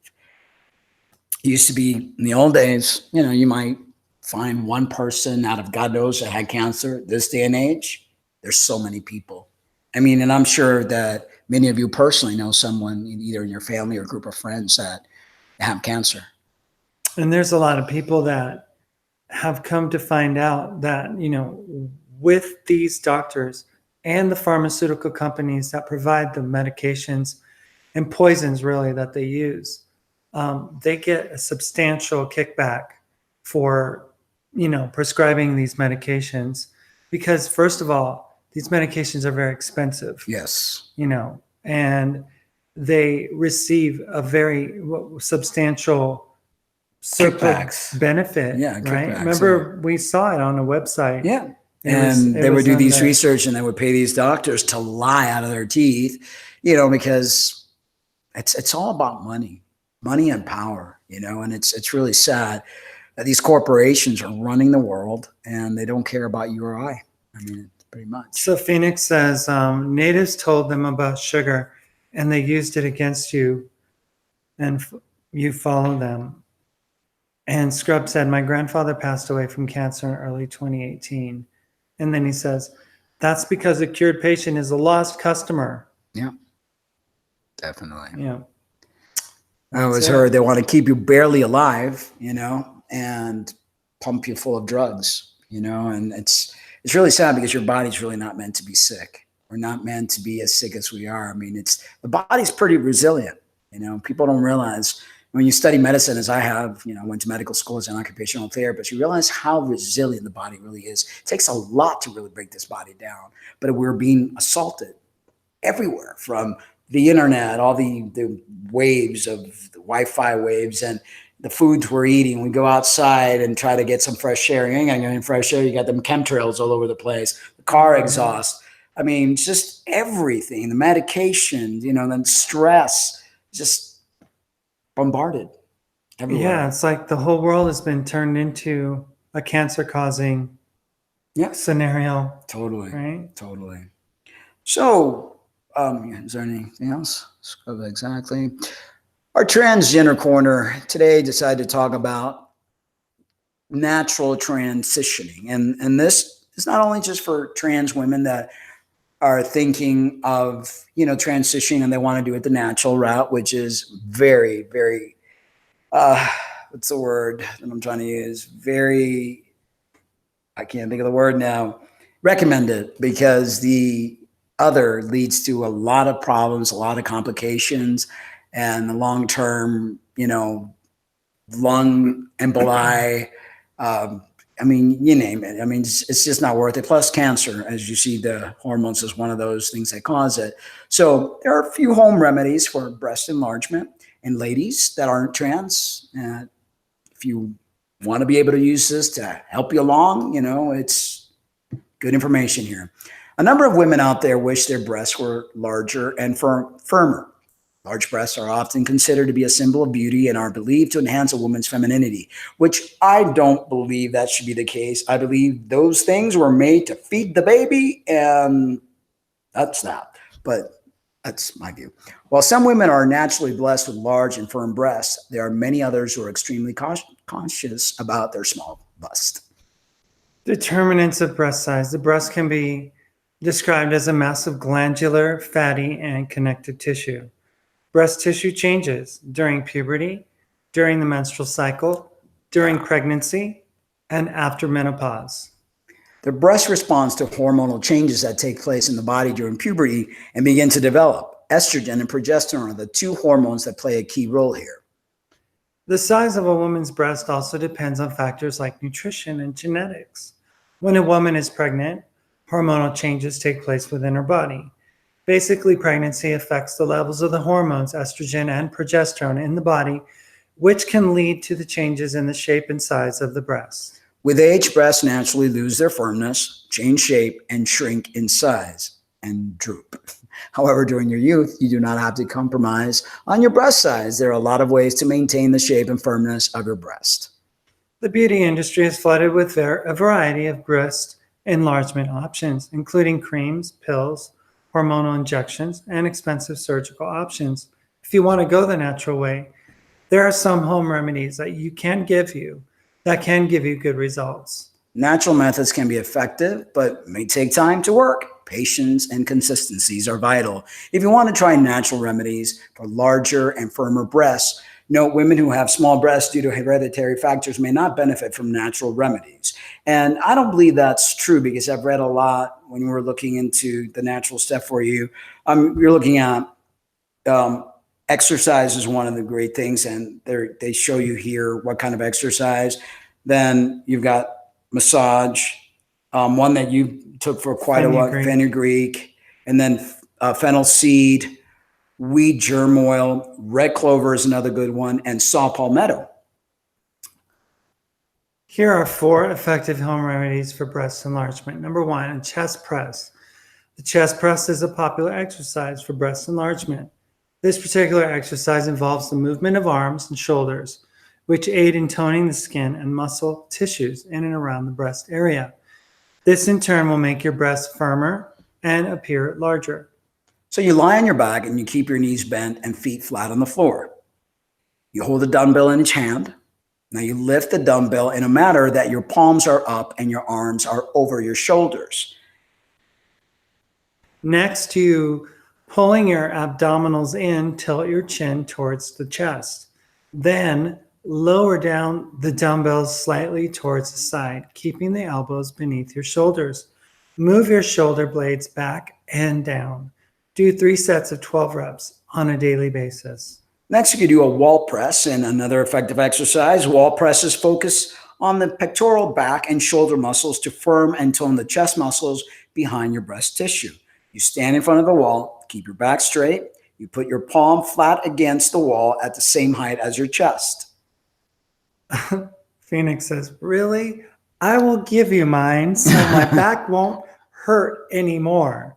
Sorry, they just get in the way. And I hear you. I think, more than a mouthful is not needed. And as you get older and they droop and they cause all sorts of problem. But some of these trans women, you know, they just obsessed with this thing. Like, you know, they're getting the Holy Grail or something. And it's like, those are meant to feed the babies. You ain't going to have any babies. So why are you worried about, you know, anyway. So Scrub says, all right, Cummings, I have to leave now. I love you guys. Namaste to both of you. Much love. Thank you for joining us from the time that you did. Have a good evening. So now slowly move forward as if you're trying to push the wall until your head nearly touches the wall. Return to the original position and repeat 10 to 15 times. Arm presses can also be of great help in toning your upper body. Push-ups, the old-fashioned push-ups. Push-ups can also help improve the appearance of your breasts when done on a regular basis. And guys, if you want to build pecs, you could also do this. All this stuff is like also helpful for the pecs. This exercise helps build the upper body and core strength. However, you need to make sure that you're doing it in the correct manner for maximum benefit. Push-ups involve the repeated movement of the arms and shoulders, thus helping make your breasts firmer and appear larger in size. This exercise may also prove to be effective in preventing early sagging of breasts. And I think, you know, that's one of the things where a lot of ladies, you know, really worry about as they age. So as you make your pecs, because what's happening is the pectoral muscles, which is what's holding all the breast tissue, becomes firmer, and it becomes firmer and kind of gives you a little bit of a lift. You can't really ever change with the exercise alone the breast tissue. You know, that's done by the herbal. Another good one is soy isoflavin. That's another good growth provider. Lie down on your stomach, put your palms on the outside of your chest. Now try to push your body all the way up until your arms are straight while there can be a slight bend in the elbows. Slowly lower your body back down, keep your elbows at your sides, and do 3 sets of 12 reps. Massage. That's always fun. Massage. Daily breast massage can help in increasing breast size. And ladies, if you have a husband that would want to do that for you, I'm sure, you know, they wouldn't mind. Massage helps in 2 ways. First, it increases the blood circulation.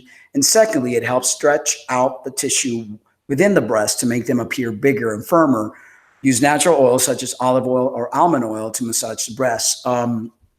What's that other stuff we used to use before? The plant. Aloe vera. Aloe vera has some phytoestrogens in it as well that helps. Another good thing about the massage is, you know how ladies, you're supposed to check regularly to make sure you don't have anything in your breast growing that's not meant to be there. So while you're massaging it, and a lot of women forget to do this, or they do it too late, and they, you know, all that stuff. So that's a good time to do that as well.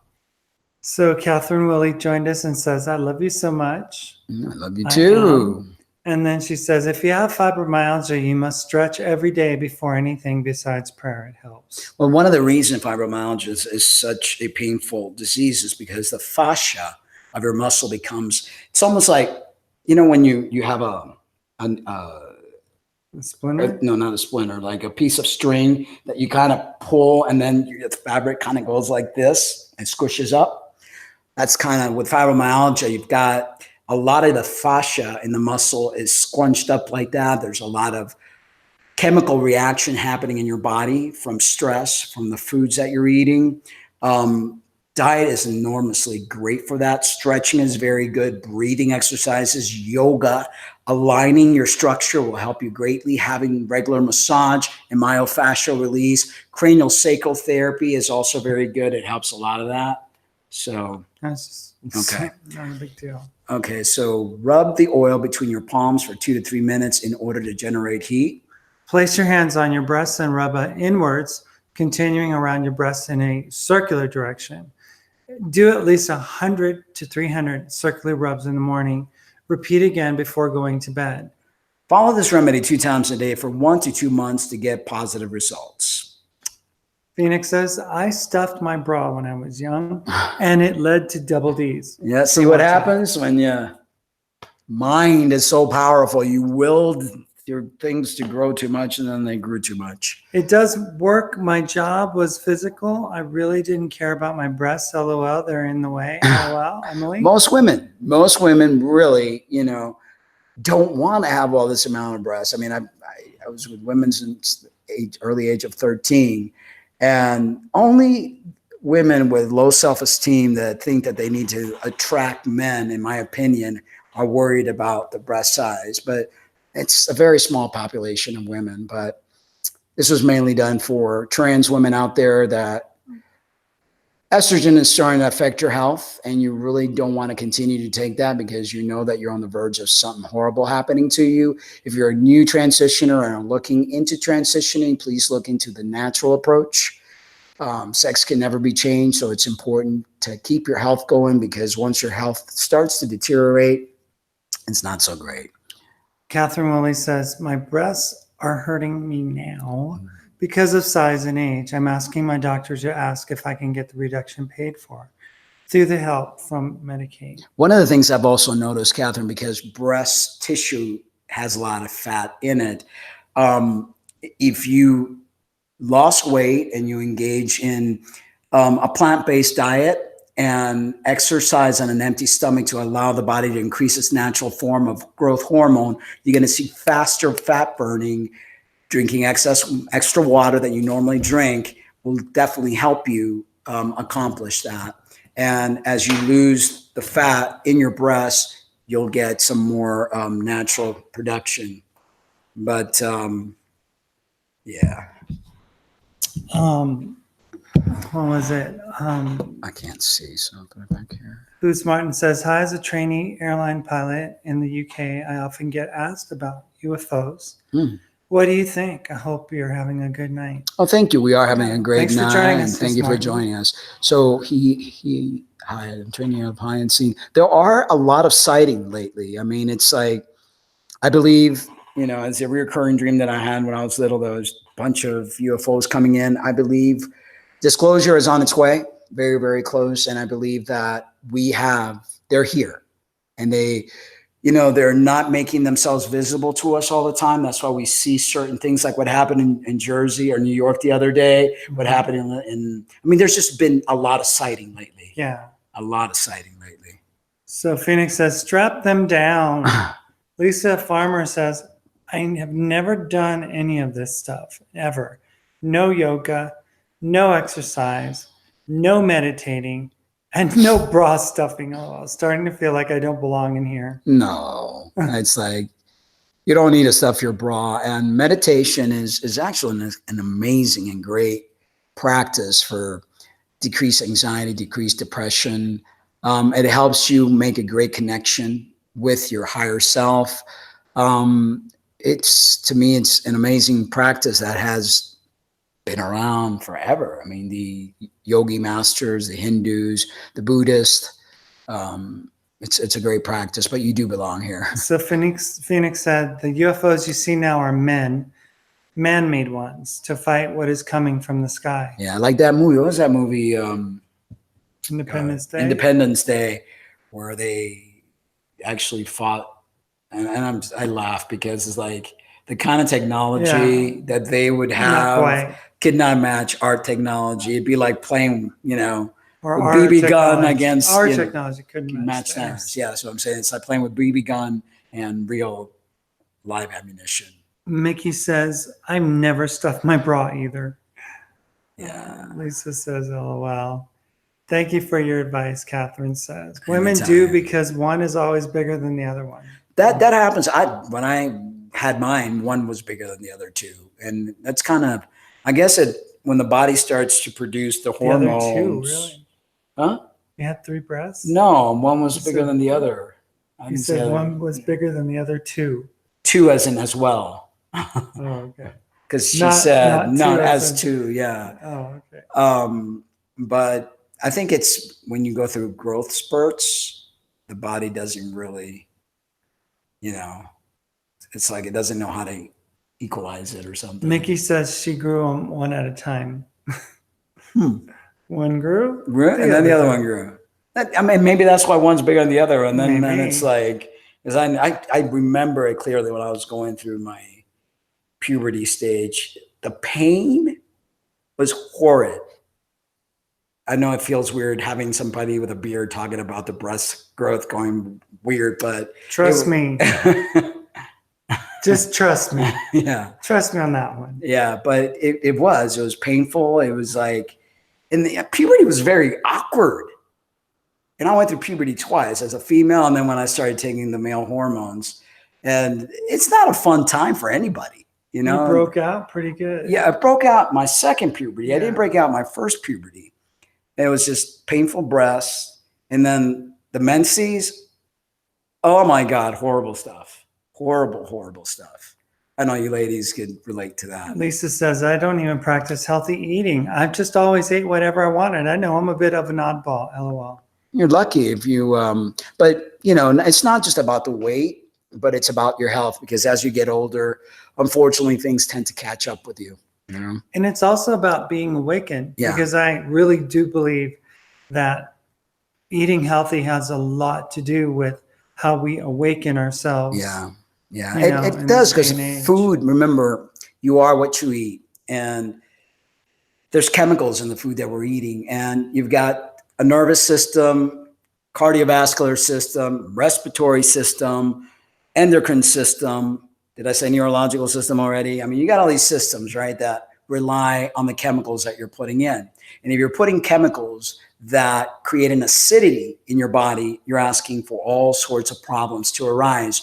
And like I said, the body's very resilient, but there comes a time when the body goes, I've had enough of you, and it rebels. And just because you don't deal with obesity or anything, it doesn't mean that you're not healthy, because, you know, people can be thin and still be and very still be unhealthy. very unhealthy. Walking time bombs. It's what they call skinny fat. You know, they have like a high fat percentage, but they're skinny and you can't really see it. So Phoenix said, Mark, you had 3 and you got rid of them. Damn. I had 2, but when I said I had mind group 2, meaning as well as. Nikki says, so glad to be done with moon blood. That was one of the greatest thing when I had my hysterectomy, because I had terrible periods. Used to have a lot of ovarian cysts that would just pop by themselves. I had fibroids in my uterus. I mean, it was horrible because of the intersex condition. My hormones were always off. Not fun. So Michelle says, I'm with you, Lisa. So Michelle is also... Lisa says, I mean, it was never really a focus for me for some reason. I don't know why, really. Right. And Damien, he's here. He says, hi, guys. They shut our power off, so I'm late. Much love, family. Wow. Big hugs. Big hugs. Yay. You want a hug like that? Yeah, but not that. No, I can't, baby. This arm. I'm sorry. The big one. I did get sick, very sick, Lisa says. See? Well. See? Okay. I'm a certified nutrition consultant, so I've really, you know, had a lot of clients. I had my own private gym for 11 years, you know, seen different body types, different disorders, all stemming from food. And like most people are like you, they don't really pay attention. They don't equate sickness with food. And it's like the byproduct of what you put in creates the disorders and the imbalances in all the system that I mentioned earlier. Well, yeah, it's crazy. Yeah, you know, because you think that you're healthy or that it doesn't matter, but when you least expect it, something can happen. And you said you did get sick, and not just sick, but very sick. So do you think that's not diet related? And most likely. Another thing, you know, working 100-hour weeks. Wow. Yeah. See, lack of sleep, too much stress. You know, balance is the key for the body. And I don't want to use the term moderation, because I believe you have to be very careful what you put in your system to make it operate correctly. We're like a machinery, you know, and if you don't put the right things in, it's eventually going to break down. And sometimes we're just walking time bombs or ticking time bombs when we don't know, you know, what's going to happen. Michelle says, I lost over 100 pounds getting off of medication. I don't overindulge. That's the key for me. It's whatever works for you, whatever you could be consistent with, because that's the name of the game, consistency. Worked in the medical field, always was on call, said Lisa. Wow. And 5J said, a YouTuber called OCP Communication believe we are all just flightless bird waiting to die and fly into the thermolian system. Who knows, I guess. So many different theories out there, Yeah. you know? I mean, hey, yeah, it's the medical professionals are one of the sickest, you know, unhealthiest individuals. And I mean, I worked as an occupational therapist for years. I've worked in nursing homes and in hospitals. I saw nurses very overweight. You know, they were smokers. They loved to drink wine. They were always sick. You know, people don't realize that even a common cold, every time you get a common cold, you're taking years away from your life because you're putting your body through tremendous amount of stress. So, And I can imagine, you know, working in a hospital. oh, all the germs. Wow. Yeah. Where superbugs live. Yeah, yeah. But the stress is the main thing because people are dealing with sick people all the time, especially nurses, you know, because they take the brunt of it all. And because of that, a lot of them are overweight. They don't eat healthy. They drink, they smoke, you know, and that just adds up, you know. Your body is your temple. And I can't stress it enough. It's so important. Emily said way back earlier, I didn't read this comment, but it said, I caught the pharmacist off guard one day and said, you guys are just killing us. And he said, we are. Yeah. And they know it. It's a business. I mean, think about it. When you watch TV, what's the biggest profit maker? Pharmaceutical commercials. What does every single one of those commercials have in common? Ask your doctor about side effects are, I mean, it goes on and on and on and on and on. I mean, the side effects are worse than the actual disorder. Well, the actual medication creates the need to get another prescription for another medication. And why is that? And then another one, and then another one. And why is that? Because medication is not natural. They cannot patent a medication if it was natural, because it would be occurring naturally as an herb. So they're molecularly changed. And so anything that's molecularly changed, your body can't recognize because we're natural beings. So anything that you take is going to give you a side effect. And some of the side effects include death, strokes, heart attack, cancer even, suicidal ideation. I mean, it's crazy, you know? And what did Franklin say? What might work for one could have different side effects than another. Exactly. And it all depends, person's height, age, you know, if they're allergic to certain things, if they're already taking, I mean, some of these doctors will prescribe drugs to you and they don't see the other drugs that another doctor prescribed. Some drugs don't interact well. Right. You know, and that's like one of the biggest things with the elderly. They've got 5 or 6 different doctors. Do you think these doctors kind of like look at each other's notes and find out what they're taking? They don't. I remember when I brought my medications with me after my accident from, you know, the tracheal surgery that I had done. Mm-hmm. You looked at it and you were like, oh, no. You don't want to take that. That's Cipro. I was like, what is that? You know, because you go, just don't put that in your body. Yeah. That is addictive. Yeah. It's dangerous. No, Cipro is the antibiotic. It was a painkiller. I forgot the name of it. But yeah, I mean, they don't care. They don't look. They don't take the time to see, well, if you take this and with this, it's like a massive chemical reaction. You know, and then most patients aren't their own advocate. I highly suggest people educate themselves what they're putting in their mouth, what reacts with what, and don't just rely on your doctor, because your doctor really. Phoenix said, last doctor I went to tried to kiss me on the mouth. She still works there. She wasn't even cute. Oh. All sorts of crazy stuff. Yeah, but you know, your health is very important. I've always, you know, well, not always, but from a certain age, I started like really being mindful of what I was putting in my body. I was a very sick child. I was asthmatic, you know, because of all the stuff my mom took, and it made me really allergic to everything. It was a nightmare. So as I grew a little bit older, I realized I don't want to be sick like I was when I was younger. So I care about this vessel. All right. So manifestation moment for the day, or evening, actually, connecting with the inner kingdom within you and your 7 chakras. I mean, this is not a massive chakra reconnection, but it's just something to get you started and in tune a little bit. Okay. Many people feel that there is going to be a return of the Son of God, an actual physical being returning.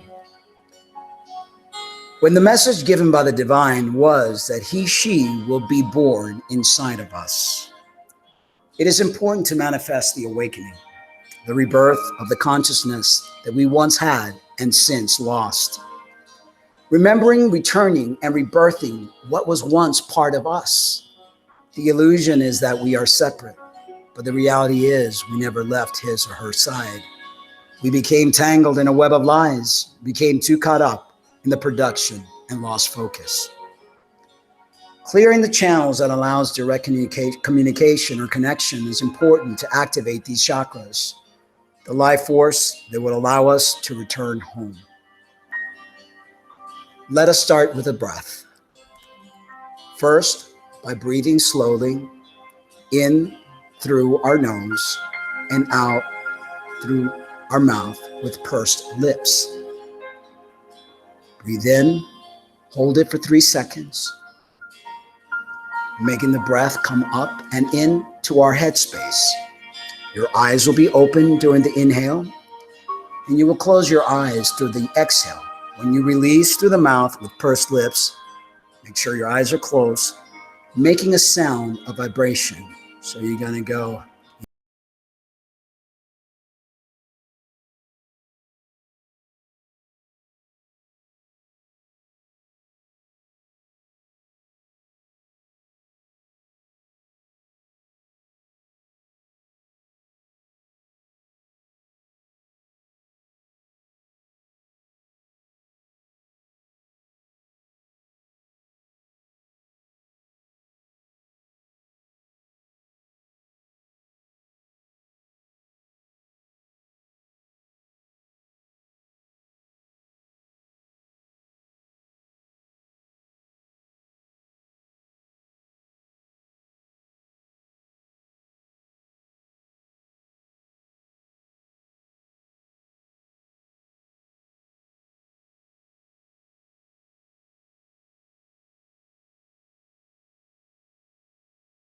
As you do this, visualize your chakras activating.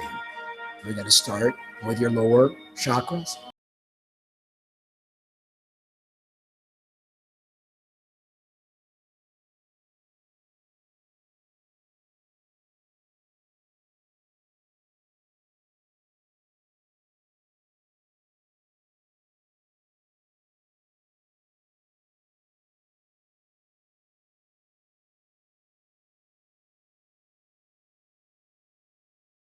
Takes you. As your chakras are rotating and blowing out the air with pursed lips, do the vibration and feel that vibration on your root chakra.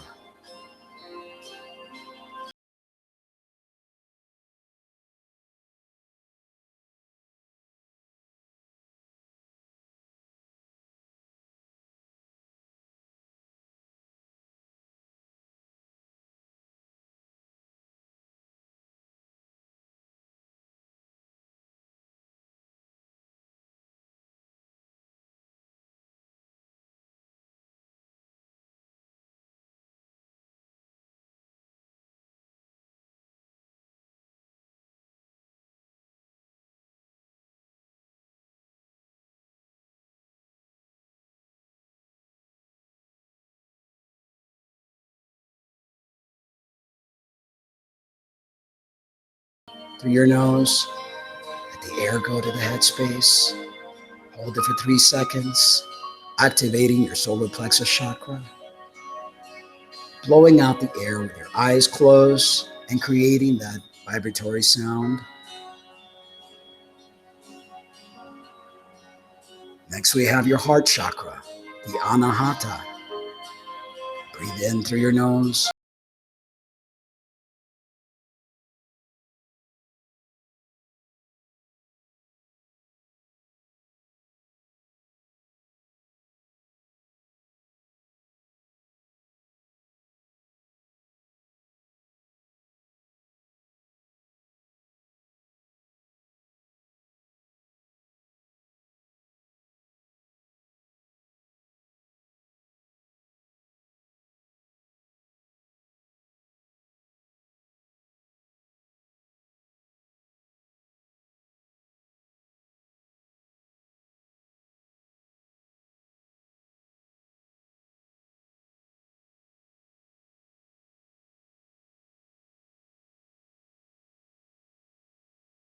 That vibrational sound is healing to the chakras.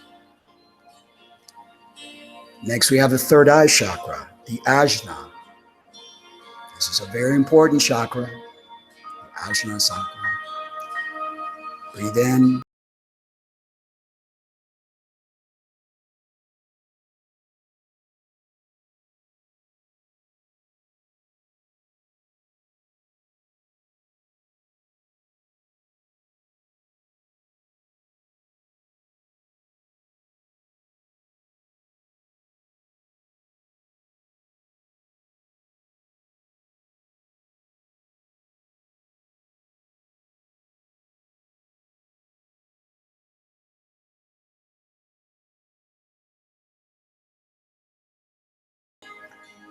And blow it out with pursed lips, making that vibration.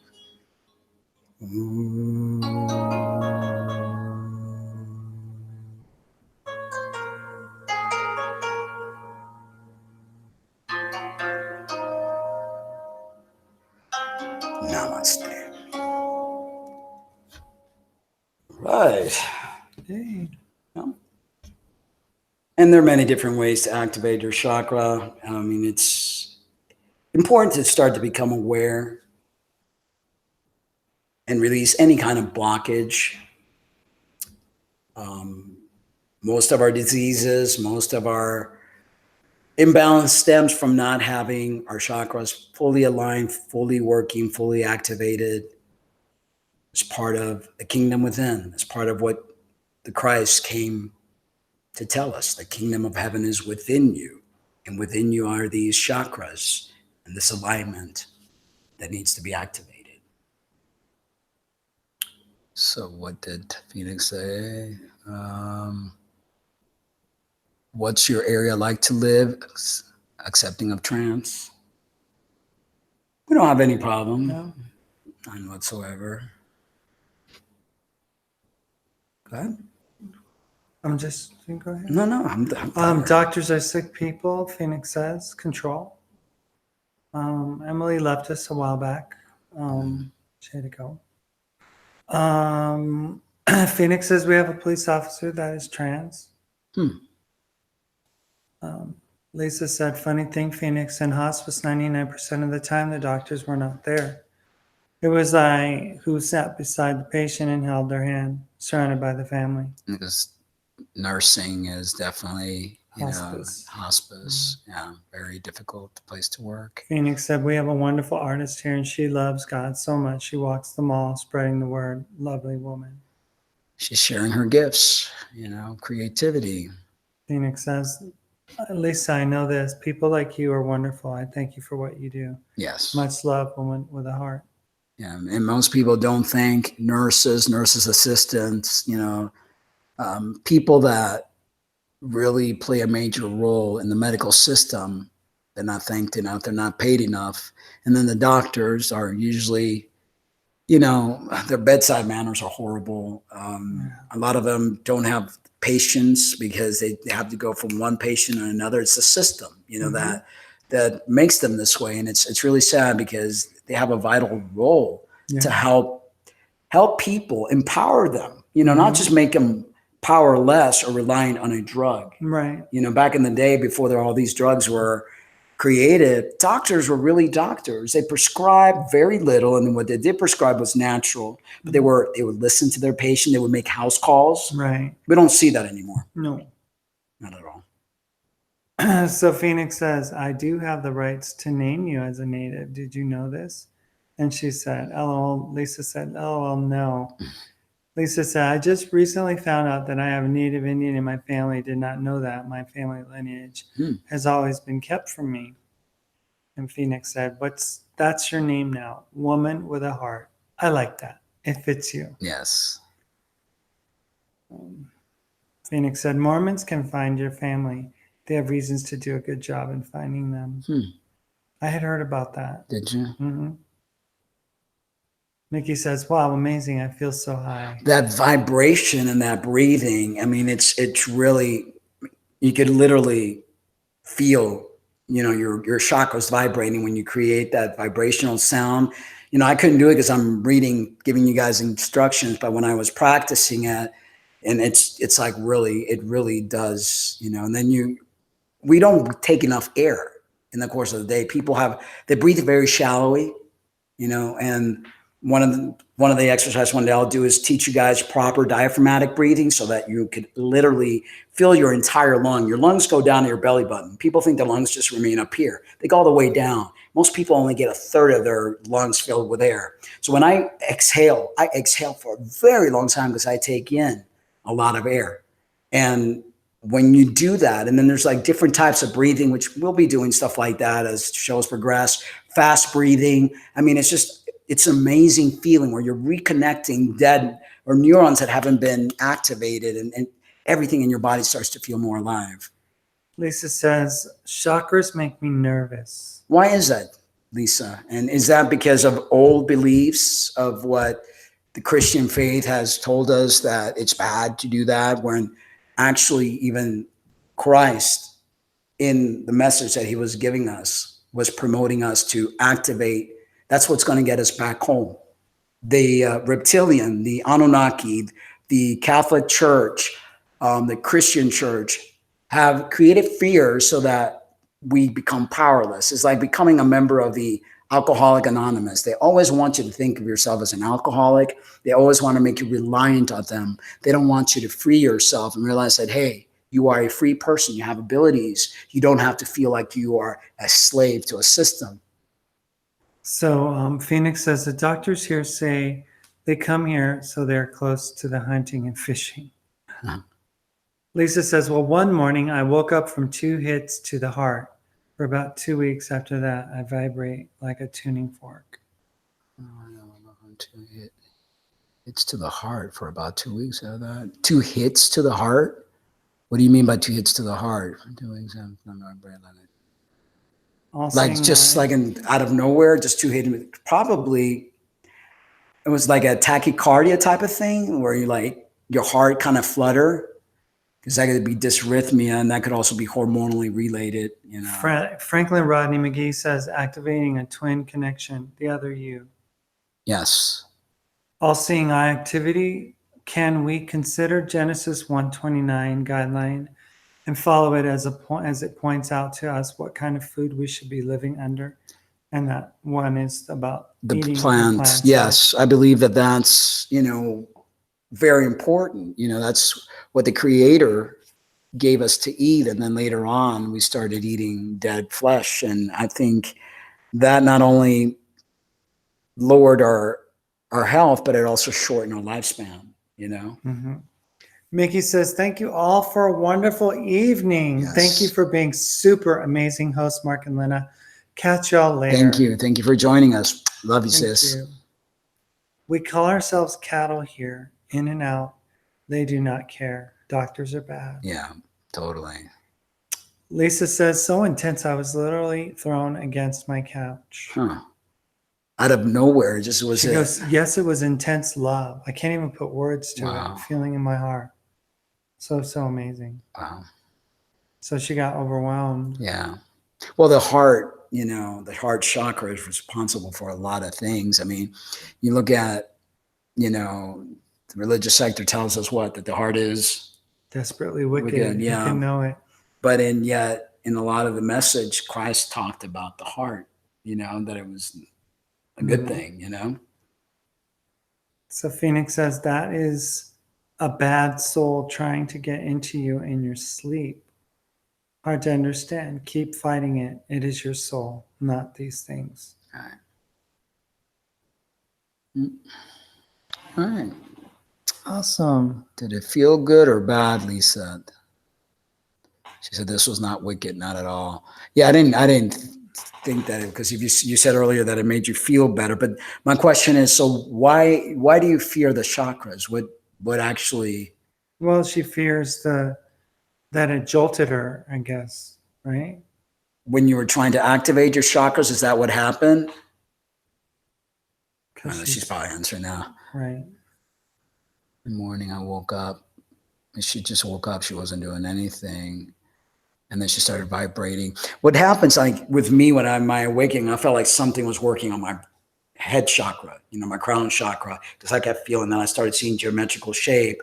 That was my awakening. I guess every single one of us maybe has a different way of, the heart chakra, some of the chakra, our higher self probably like gives us a jump start of some sort.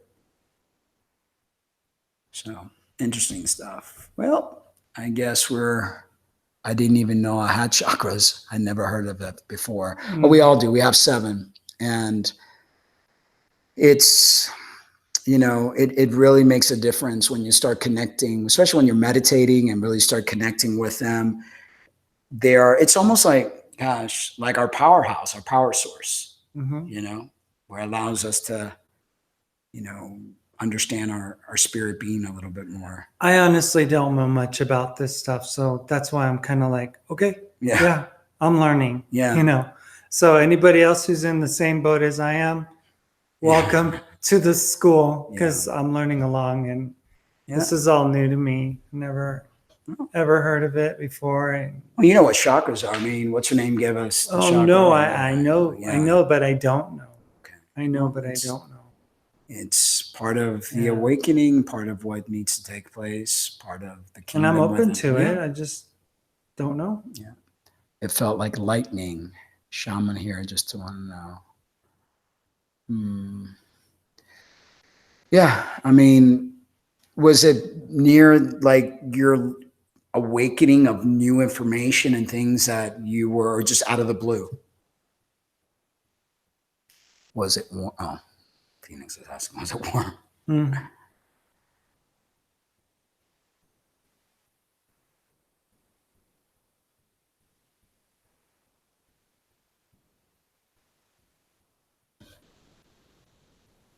Out of the blue. Okay. Out of the blue. Wow. Could be many things. So hopefully it's just part of the spiritual awakening, part of the tuning of your systems. All right, guys. So we're going to go ahead and let you go. Lena looks like she's either tired or. No, I don't have anything to say. I don't know. I'm out of my league here. But it's so okay. I don't know. So okay. I don't. I changed after that. Huh. Interesting. So it must have been some sort of, a lot of people, who was it that we interviewed that said that he was laying on his couch and all of a sudden something happened where it changed his reality. There's like different things that happen to different people. What was that show we watched, The Messenger? They all started getting like something happened to them. It's almost like they died and then came right back, like different things that are like a quickening and an awakening, really cool, I found a love that I never knew. That's amazing. That's really, really amazing. And 5, and Trump left the office. What is it true? Don't know. Don't know, because we on the show. So I heard something that they were taking him to some bunker because of something. I've read something earlier because something or another. Your inner self can communicate. Go ahead, I can't read it. Your inner self can communicate with your body, leading you to the frequency you need to be at. Yes. Or your higher self, other way of putting it. But yes, inner self, higher self communicate with you. And like I said, maybe it was like her higher self kind of jolting, creating some sort of like boom, like telling you, hey, I'm here with you. We're getting ready to go on a ride. So, all right, guys. So, and Damien saying hi, Lisa. Well, okay. So we want to keep talking, but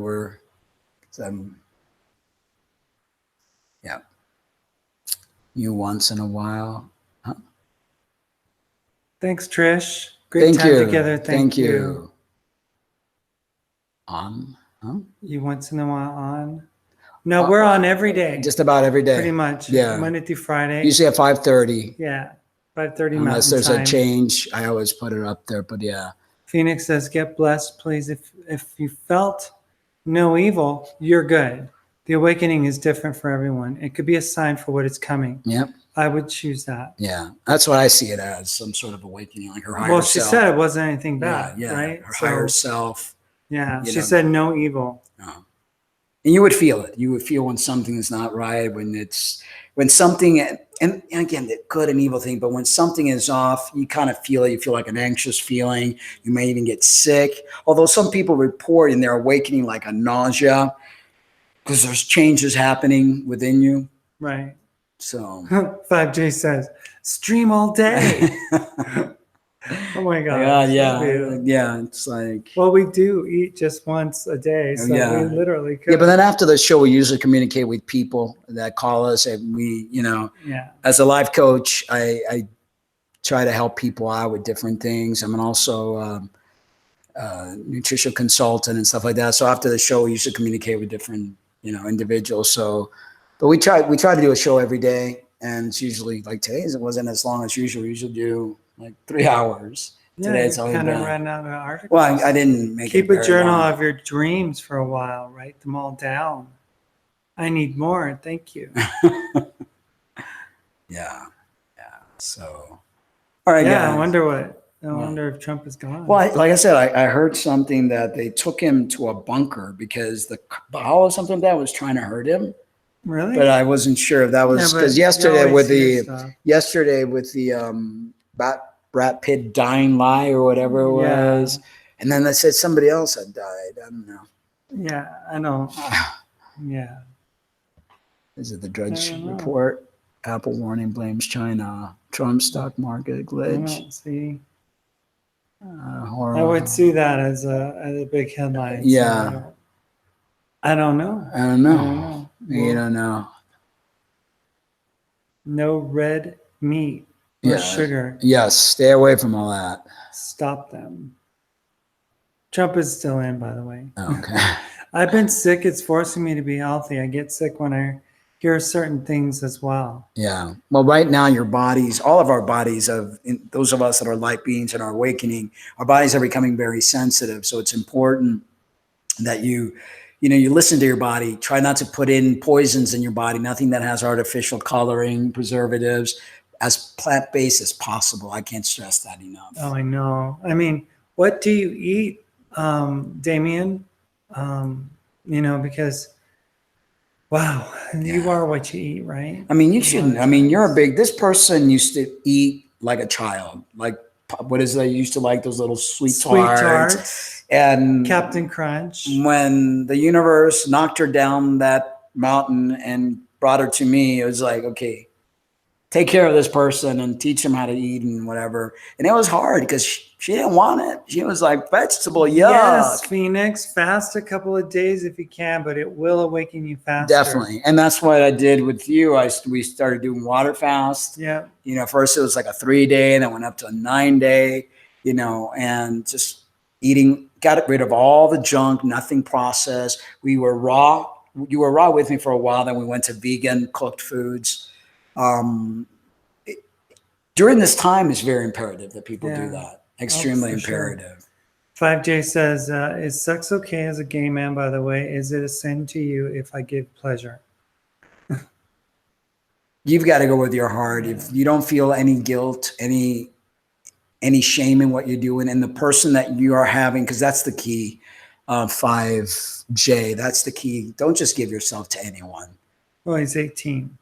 Yeah. Yeah. So definitely don't give yourself to anyone. Especially that 34-year-old. Don't, because it's something that should be held for somebody special, because it's your energy. You want to make love to someone you love. That's the most beautiful thing ever. When you could connect with another soul and you could look them in the eye and make love to them and really feel it, and it's not just about the release, but it's about holding, kissing, looking in each other's eyes, all that stuff that most people don't even take the time to do. That's important, Phoenix says, don't do 40-day fasting. You don't know how to. No, that's too much. Yeah. 40 days, we'll leave that to the Christ. But there are people that do 40 days. If you're carrying excess amount of weight, it's okay. But if you're not, and the person that has a lot of weight, 40 days could really throw you for a loop. And Damien says, I don't eat the best and I fast through the day. My body can't handle shit food. So if I can't afford to eat, then that's better than. What you want to do though, Damien, I mean, because when you're fasting, you're in the course of the day and then you're just putting anything in, you're harming yourself because you're not providing the body with the nutrients that it needs. The key to fasting, like we do the 23-1, is that when you do eat, you want to put the utmost nutritious type of food, giving your body the vitamin, the minerals, and the micronutrients that it requires to sustain a good, healthy mind and a good, healthy body. Healthy food is not that expensive. If you really like oatmeal, brown rice, beans, lentils, grains, fruits and vegetables aren't that expensive. I mean, meats and all that stuff and dairy products is what adds up in the grocery bill. Yeah, you know? absolutely. She says, I eat white. Mm-hmm. Phoenix. You eat You white. don't eat white rice and white bread, do you? White's terrible for you because it's all, everything's been stripped away. You want the food to have the nutrient in it. You know, what white is they take the rice and they strip it of all the nutrients and they bleach it. White bread it doesn't have anything in it. She said, I eat white foods. Like what? Like what? Because white foods. You need to have color. Yeah, like potatoes. The white potatoes are the worst. You need red potato or sweet potato. Rice, brown rice. Pasta's got to be that's the color of the rainbow. The more color, the more healthy. The more the purples, the reds. Yeah. For pasta, you want to do like the whole grain still pasta. Alive, well, okay. People. But you of all people, Phoenix, you should know. Yeah. You advocate a lot of great, wonderful things, and I can't believe that you're saying you eat white food. Yeah. Because it's all processed food. It's stripped. It's not only processed, it's stripped of all the nutrients. You know, they they bleach it, literally. Chemically process it. Mm-hmm. My body craves vegetable but never use. I never used to. Yeah. Well, that's because you're going through the awakening, brother. Your body's asking you. Remember when you're in the hospital, what did you crave? Fruits. Banana. Fruits and stuff. You know, they were bringing you all this junk. Yeah. I just had a French toast earlier in my defense. There was maple syrup involved. My cousin feeds me rice only, but I get sauces with it like ketchup. 5G fan. I'm allergic to whole wheat. I eat it anyway. There's other great products like with grains and like with pasta, you don't have to just get the whole wheat. They have the different types of grains that aren't whole, like well, they've got the different type of vegetable pastas and the different types of grain, whole grains, not whole wheat, because you got to be careful with what kind of whole wheat if it's processed, because nowadays they also process that. But the grains, you know, the 5 grains, 8 grain, 10 grain cereals. James is here. He says hi. Hey James, how are you? Forbidden fruit, believing a lie. Yeah. Yes. Yeah, exactly. It's what comes out of your mouth that matters. But it's also what you put in, you know, because this is your temple, you know, and your temple needs to be clean. It needs to be, in order for all the waves and the chakras and the frequencies to work right, you need to put the right thing. They're trying to poison us. That's why all of us are so depressed, anxious, and cancer prone, you know? Yeah, so I mean, if you're fasting, imagine. Yeah. And then you decide to break your fast with a Snickers bar. Oof. Yeah. That's not going to do it. Your body's still basically, it's still hungry. Yeah. And also, if you're doing a longer day, for like 2 or 3 or 4 day fast, breaking the fast is more important than the actual fast, what you put in it. Because you could really assault your digestive system. You want to start feeding the cells really good, unprocessed, untainted, natural type of foods, so the body, after it's like you hit that reset button and you're putting in the right stuff. You'll get rid of old cravings when you fast and then putting the right kind of foods. It's magical. It really heals you. It's an amazing tool that we have. Yeah, it's like, you know, if you eat things that your microbiome is conditioned to like, say if you like lots of sugary foods and things like that, it's not you that likes them necessarily. It's that bacteria that's growing inside of your gut that is craving it, and it tells the brain that that's what it needs. So you feed what it wants. So you're being controlled by that Right. bacteria. So the idea is to kill off those bacteria so that the other bacteria that can come in there, the ones that like vegetables, the ones that, you know, crave the good things and stuff, so that we Right. can heal ourselves. And Lisa says she shakes really bad if she goes too long without eating. What's happening? You're becoming hypoglycemic because you're probably, you know, eating very, you said you didn't care what you eat. The processed food won't go into your cell properly. Your body's probably producing way too much insulin. Your pancreas is being overworked. You got to, you know, eliminate the oils. We talked about that yesterday in our show, how bad oils are, because oils are processed. It's like junk food, really. And most people don't understand that. You want the fat from the natural sources, like the nuts and the seeds. Let's see. James said something about, Father said. All fruit, all trees should have eaten the knowledge first, but Satan tricked them to eat good and evil. Yeah, we talked a lot about that in the beginning of the show. Really interesting information there, and people had their different takes on it. But yes. Basically came to the agreement that the fruit was actually the fruit of sex. Yeah, that it was sex. That was the fall of humankind, because they weren't meant to entertain sex yet. They weren't ready for it. Shauna joins us. Shauna, Hey, Warrior Shauna. Princess. Fasting is difficult until the third day only. After that, the body no longer craves bad food. Yeah, because your digestive system shuts down. So like for the first 3 days, your stomach is still growling. Your body's like, hey, feed me. After 3 days, the digestion system shuts down. Then your body starts to utilize its old storage of fat, and it starts to break down all the bad things and then eliminates it. I would venture to say that you need to have yourself in a good mindset if you're going to do a fast of any set time, you know, because I've done a fast where I've gone into my third day, past the third day, and have really gotten more hungry after the third day. Like they say that, you know, ketosis kicks in. Some people But take a little longer. if you are not focused on doing the fast and giving yourself the time to rest, to give your body and your brain a break, and not be all concerned about, you know, other things and other circumstances, then the fast isn't going to work for you. Yeah, you've got. We had to break it. Yeah, we had to break it a few times. Ours because it felt like that. Yeah. All right, guys. They had no bodies, no skin until they were ejected. All right, guys, we're going to go ahead and call it a night. Thank you guys for joining us. We'll be here tomorrow again. If you have any show ideas that you want us to cover, anything that you want us to talk about that we haven't talked about, please email us at transitionradioshow@gmail.com. The link is down in the description area. Please remember to like the show. Subscribe if you haven't subscribed. If you like what we're doing, we have a donate link down in the description below as well. No pressure.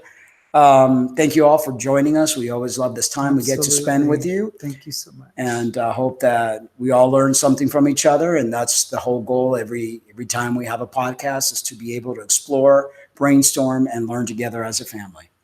All right, guys, we love you. But remember to always love yourselves too. Good night. Leaving you with another one of my originals. I wrote this back in 2010. Let me put on this thing. It's called No More Time. I have to turn it on first. You know, back in 2000, whatever it was, I wrote a lot of awakening songs. So this is a pretty interesting song. I hope you like it. If it doesn't come out that great over the speaker, the link is there so you can listen on your own. Love you guys. Take care.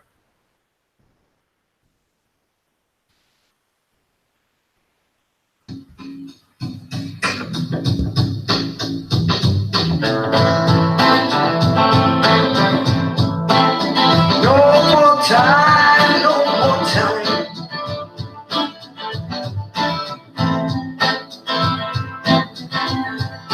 Have no more time.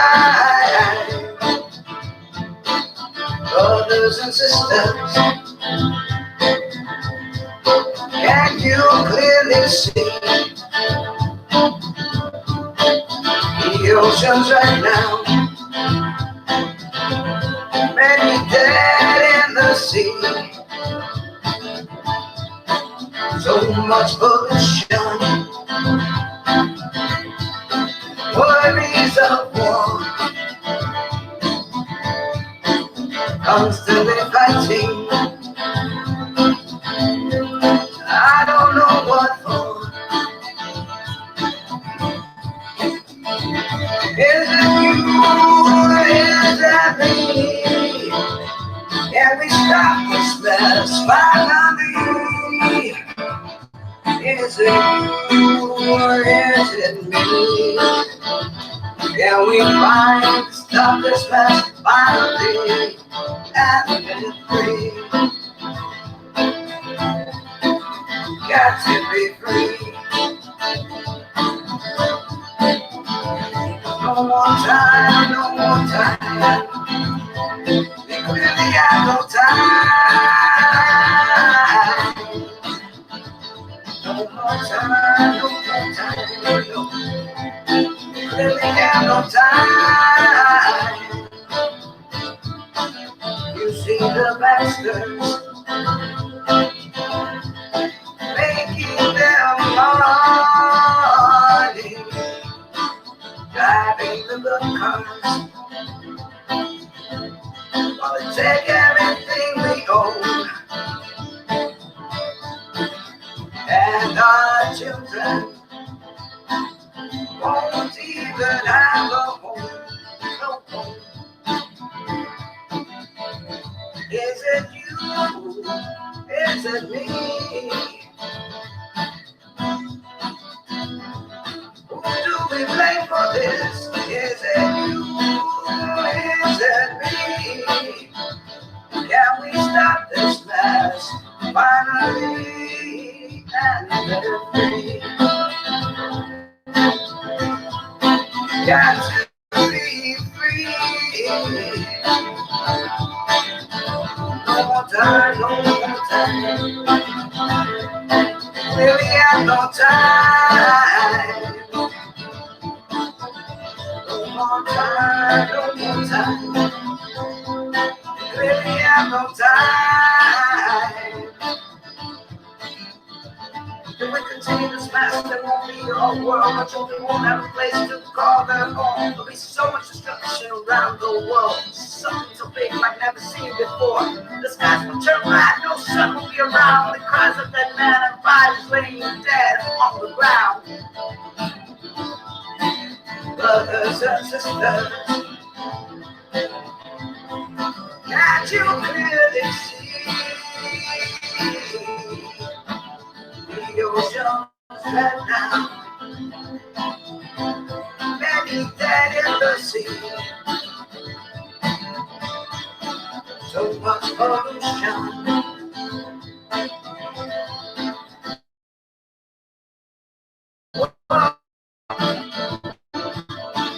Constantly fighting. I don't know. No more time, no, oh, we have no more time. No more time, no more time. Really have no time. Is it you? Is it me? To stop this mess finally and let it free. Oh, we got to live free. 'Cause if we don't, if we continue this mess, there won't be a whole world. Our children won't have a place to call their home. There'll be so much destruction around this world. Something so big I've never seen before. The skies will turn black, no sun, no light. Only cries of men and dead bodies laying around. That's all we got. No more time, no more time. We really have no time. No more time, no more time. We really have no time. No more time, no more time.